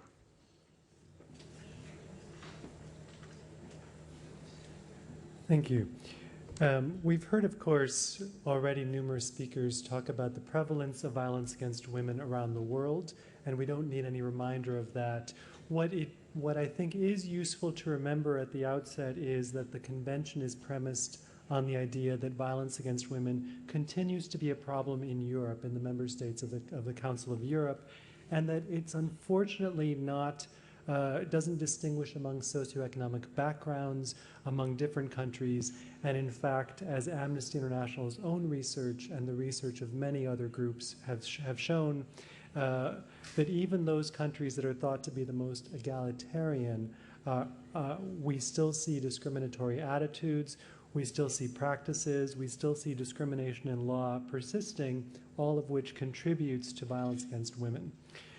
The convention is obligating states to promote and protect human rights. And because this is a panel that's about action, it's about the action that needs to be taken, it may be useful to say a couple of words about what the meaning of these terms promotion and protection are. And we've heard from Professor Chinkin and from others a fuller explication of these various obligations, but I think it is important to recall, for the purposes of this panel about action, that we're talking about at least 3 different levels of state obligation. And the most obvious, of course, is the duty to refrain from acts that would amount to violence against women. But more than that, we've talked about the duty to protect those who suffer violence, and that includes the exercise of due diligence in investigating, in prosecuting, punishing as appropriate, providing appropriate reparation for acts of violence against women. And I think what's critical, what speakers have underscored in a variety of different ways, is the third layer of obligations, which is the broadest possible measures that need to be taken in order to prevent acts of violence against women. And of course, we know those must include gender-sensitive policies. We know they must be integrated and coordinated. They must be backed up by data that are reliable, that are relevant, that are disaggregated, and they must be backed up by financial and human resources that are adequate to deliver on these measures of protection. I'd like to focus the remarks I'll make on several of the critical areas to give some sense of what Amnesty believes is necessary for states to do in the area of action to promote and to prevent violence against, to promote the kinds of protective measures that are required and to prevent violence against women. So the first area that I'd like to highlight very briefly is the need for effective measures to address sexual violence. These measures, of course, include investigation and prosecution with due diligence, as I've mentioned, as others have mentioned. But I think it's useful to indicate some of the specific steps that Amnesty International has called for and that other human rights groups are calling for. And those include the following. One is that sexual violence against former and current partners must be addressed as a matter of law and practice. We have rulings from the European Court of Human Rights that go back to 1995 that established this point, but it's the case still today in 2014 that marital rape is not clearly understood in many parts of Europe. It's not understood as being illegal in many parts of Europe, and prosecutions of marital rape remain extremely rare. A second point to address sexual violence is that domestic laws must reflect the principle that there needs to be agreement to sexual contact for each and every sexual act that takes place. And what this means is that a woman should not be assumed to be willing to have sex just because of a previous relationship, whether that's marital or otherwise, with the alleged perpetrator. And it also means that consent should not be assumed from the way somebody dresses, who that person is, who that person is thought to be, whether that has to do with sexual orientation, for example, or a status, a category like being a sex worker. It also means that an assessment of consent in general should not be based around assumptions about typical behavior, what women should or should not do as a stereotypical norm. An additional area to address sexual violence is that states must put in place appropriate safeguards that ensure that evidence of prior sexual history and conduct are only used when that kind of evidence is clearly relevant and absolutely necessary. We know that previous sexual history is often misused to discredit victims and to discredit witnesses. We know, or we should have it seen set forth in law, that having sexual contact with a number of people or being considered promiscuous or otherwise transgressing established norms does not mean that a woman has consented to sex and could be assumed to have agreed to sex under any circumstances with anyone. There is an additional point that Amnesty International considers that it's worth mentioning in light of the ways that states respond when there are cases of sexual violence, and those involve the tragic instance where sexual violence, where acts of rape result in pregnancy. We have seen too often that women and girls who become pregnant as a result of rape or incest do not get access to safe and legal abortion services when they choose to get those and try to get them. And that is the case, unfortunately, in several Council of Europe member states. The denial of abortion in cases of rape or incest, or whenever the woman's life or health is threatened, is itself a human rights violation, and it exacerbates the original act of violence that occurred in these cases and reinforces the situation of inequality faced by survivors of these crimes. Another area is the urgent need of states to put in place policies that recognize and address the continuum of violence. Amnesty International, Human Rights Watch, other human rights groups have produced work that amply demonstrates that individual acts of harassment and other forms of discrimination, when they go unaddressed, can become a more general practice, and that in turn can fuel a general acceptance of harassment and discrimination and give tacit permission for the commission of acts of violence. So as a critical measure of prevention, states must forestall acts of violence against women from occurring by taking appropriate steps to address sexual harassment. We've mentioned, previous speakers have mentioned that achieving women's equality in law and fact is a key element in preventing gender-based violence. So I won't go into that further except to note that, of course, it is one of the critical themes that this session has addressed, and indeed it is critical, particularly the notion of challenging stereotyped notions of masculinity and femininity is a critical aspect of prevention and a key component of any plan to address and prevent violence against women. I do want to mention some specific measures about the area, within the area of migration. And those, even though some previous colleagues have mentioned these, I think it is important to reinforce the importance, particularly given the work that Amnesty International does, about the need to take particular measures to address violence against women and girls who are migrants. We've heard about the need for gender-based persecution to be recognized as a valid basis for asylum claims. We've also heard that the principle of non-refoulement must be applied to protect against return to situations of gender-based violence. The victims of gender-based violence whose migration status is dependent on marriage or partnership should also have the possibility of seeking assistance from the authorities without that status being called into question, without the right to reside being at risk for seeking protection and assistance.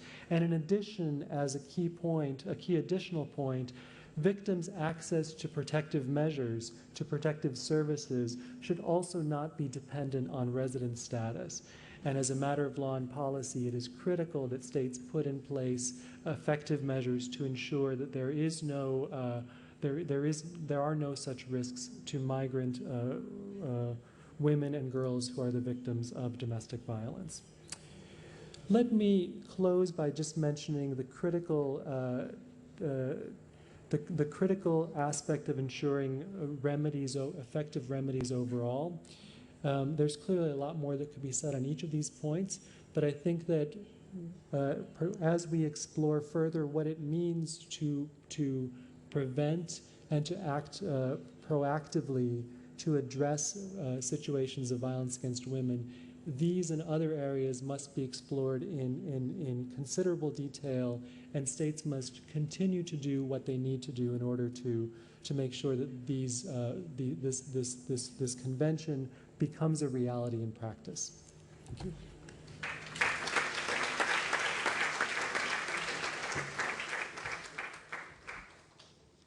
Thank you. Thank you to our last speaker. Thank you also for the commitment of Amnesty International in this field and for having reminded us the importance not to discriminate between citizens and migrants in case of violence. E ora la conclusione del nostro lavoro. Non abbiamo tempo per discutere, ma certo. We have not necessarily had enough time to discuss at length all we would have liked to, and I'm sure these last presentations of the speakers would have been discussed at length. Unfortunately, we've just been told that Andrea Orlando, Minister of Justice, cannot be here today at an institutional commitment that he had to keep, but he has asked us to express his full support to this initiative. And the Minister Orlando, is very sensitive to human rights issues and has a very deep relationship, I would say, with the Council of Europe on subjects relating to this area. And he sent a text, his speech is available, the Secretariat. And I think that we've been able to gain a good understanding of the status of Italian legislation now, and I would like to thank our speaker, Mrs.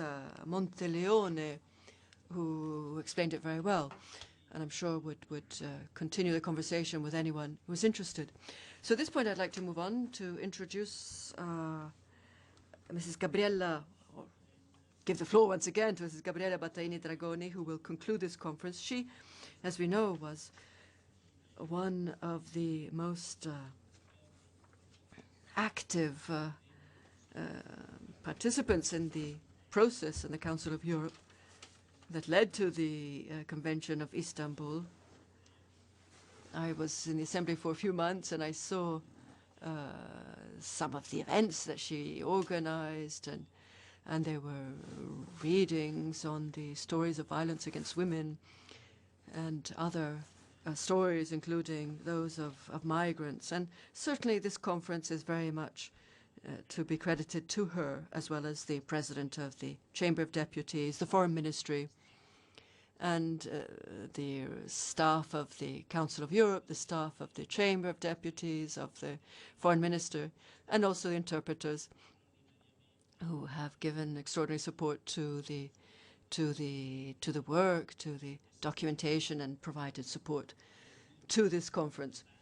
Now, a lot remains to be done, as we know, so we will not only express our gratitude to Gabriella Battaini-Dragoni, but also give her our best wishes and assure her of our full support. There's so much to be done, and we want the subject of combating violence against women to be one of the priorities of the Council of Europe. So you have the floor. Thank you. Thank you, Chair. Yes, in Strasbourg, with the members of our network led by Clemente Svolta, a very active member of Parliament, and we followed the inspiration of a book, Feriti a Morte, Wounded to Death, and there was a show that was organized, a performance, and it was very moving, and I would say very, very innovative, very, very new as an event for a parliamentary assembly. And so now the time has come to conclude today's conference. We're all a little tired now. So my closing remarks will be inspired by the speech I have before me, which is in English, so I'll simply continue in English for that reason.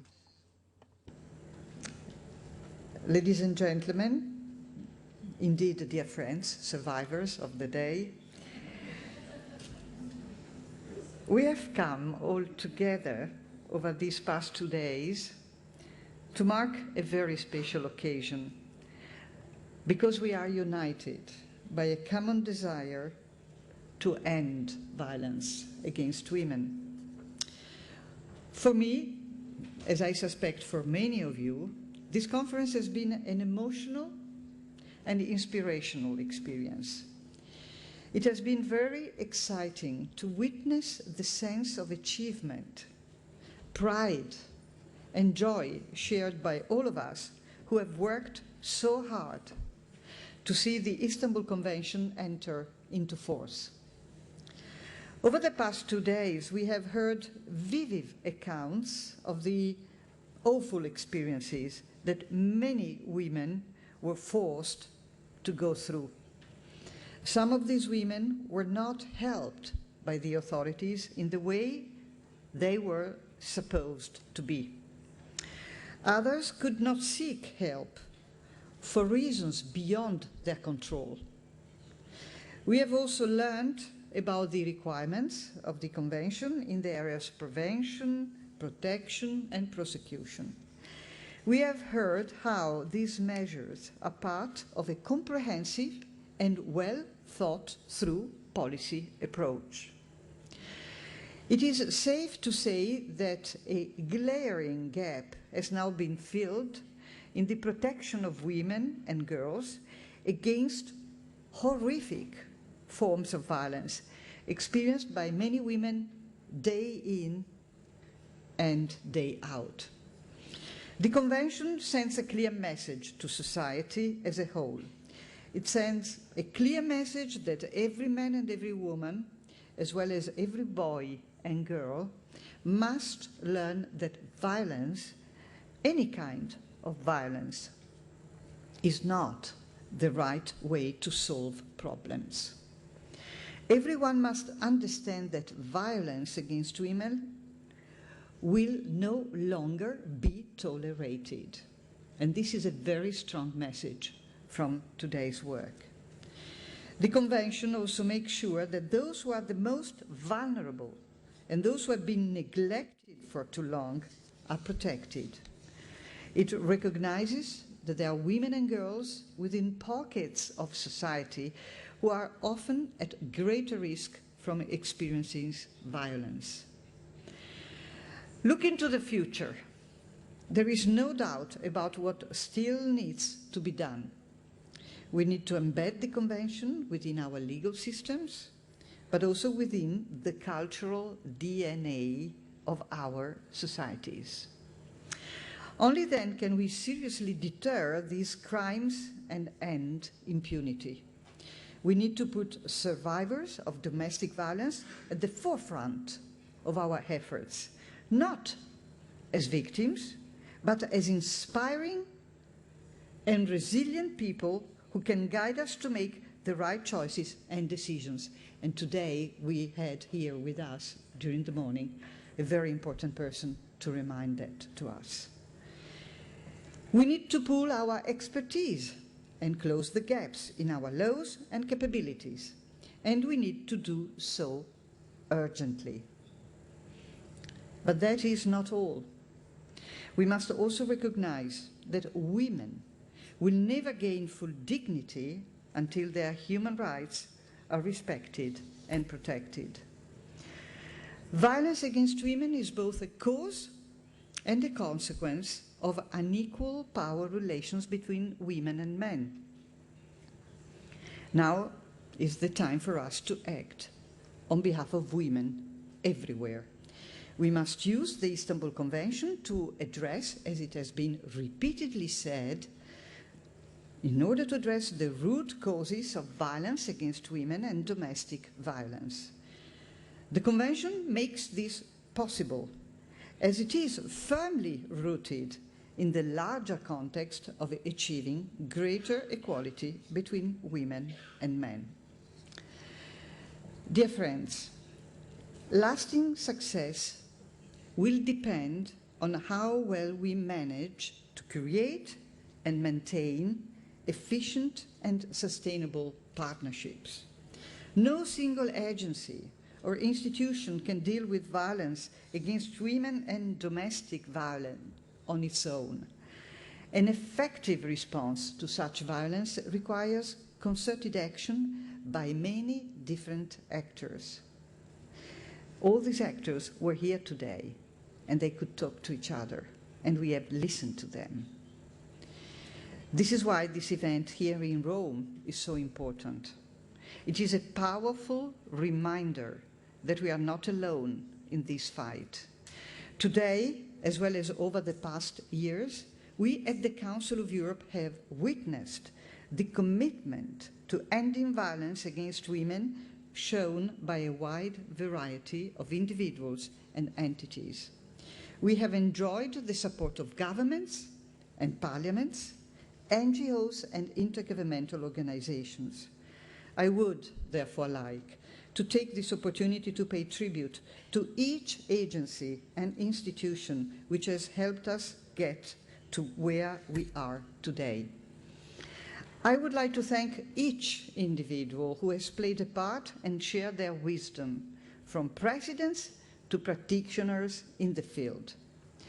Your advocacy, tireless lobbying and networking have helped transform the Istanbul Convention from a dream into a reality. A special recognition should also be made to the important contribution made by the Parliamentary Assembly of the Council of Europe, as Mrs. Brasseur said this morning when she mentioned the fact that you helped from the very beginning in the drafting of the Convention. We must also not forget the vital role that the Assembly's network of parliamentarians continues now to play in promoting the ratification of the Convention. Civil society has also played a leading role in helping us further our cause. We had here today two very interesting representatives from Amnesty International. NGOs, as I said, many of which are represented here today, have done a great deal to advocate for the Istanbul Convention, but also to help with its implementation. Your expertise and hard work has been invaluable. It is thanks to all of you that the Istanbul Convention has gone from being simply a piece of paper to a legally binding instrument. This is an enormous achievement. It has been a long journey, as I told you last night, from the very first draft to the entry into force, which we celebrate here today. But our work is just beginning. We cannot afford to rest on our laurels because there is absolutely no time to waste. The test we now face is whether we can make a difference on the ground. It will depend on how we will manage to create conditions for open and insightful dialogue. It will also depend on how well we make use of the resources at our disposal, on how innovative we are at using modern tools to raise awareness.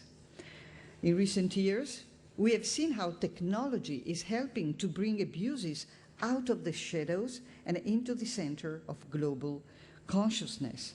From Facebook to cell phones, from Twitter to Tumblr, technological changes are helping to inspire, organize, and empower grassroots action in combating violence against women.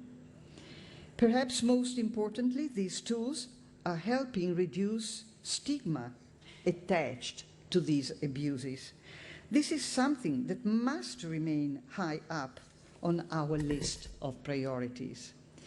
We need to be absolutely clear across the world that the stigma attached to victims is not only unjust, it is utterly misplaced.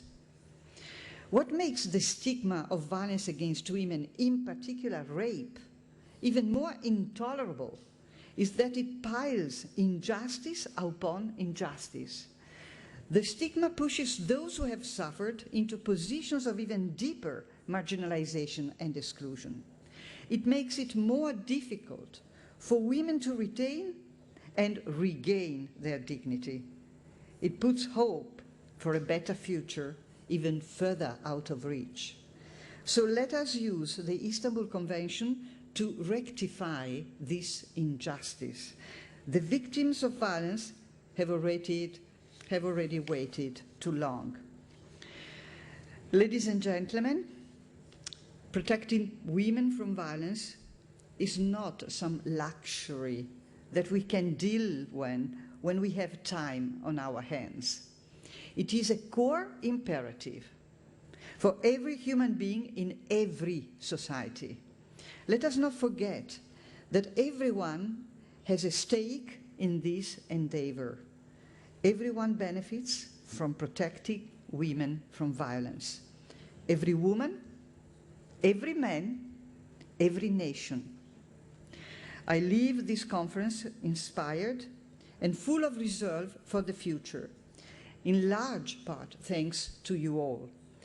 At the end of our conference, I want to close one chapter and open another. The chapter we are closing is that of shaping the standards we needed to improve the lives of women and girls in Europe. Now that we have them, the chapter we are opening is that of their implementation. And this is a word that has been repeated throughout the whole day. There is a full consensus. It is my sincere hope that this celebration is the beginning of an era where we use the letter and spirit of the Istanbul Convention to guide us in our daily lives as professionals, as practitioners, and as private individuals. For no matter how powerful the Convention may be as a standard, it is not an end in itself. It is a call to action.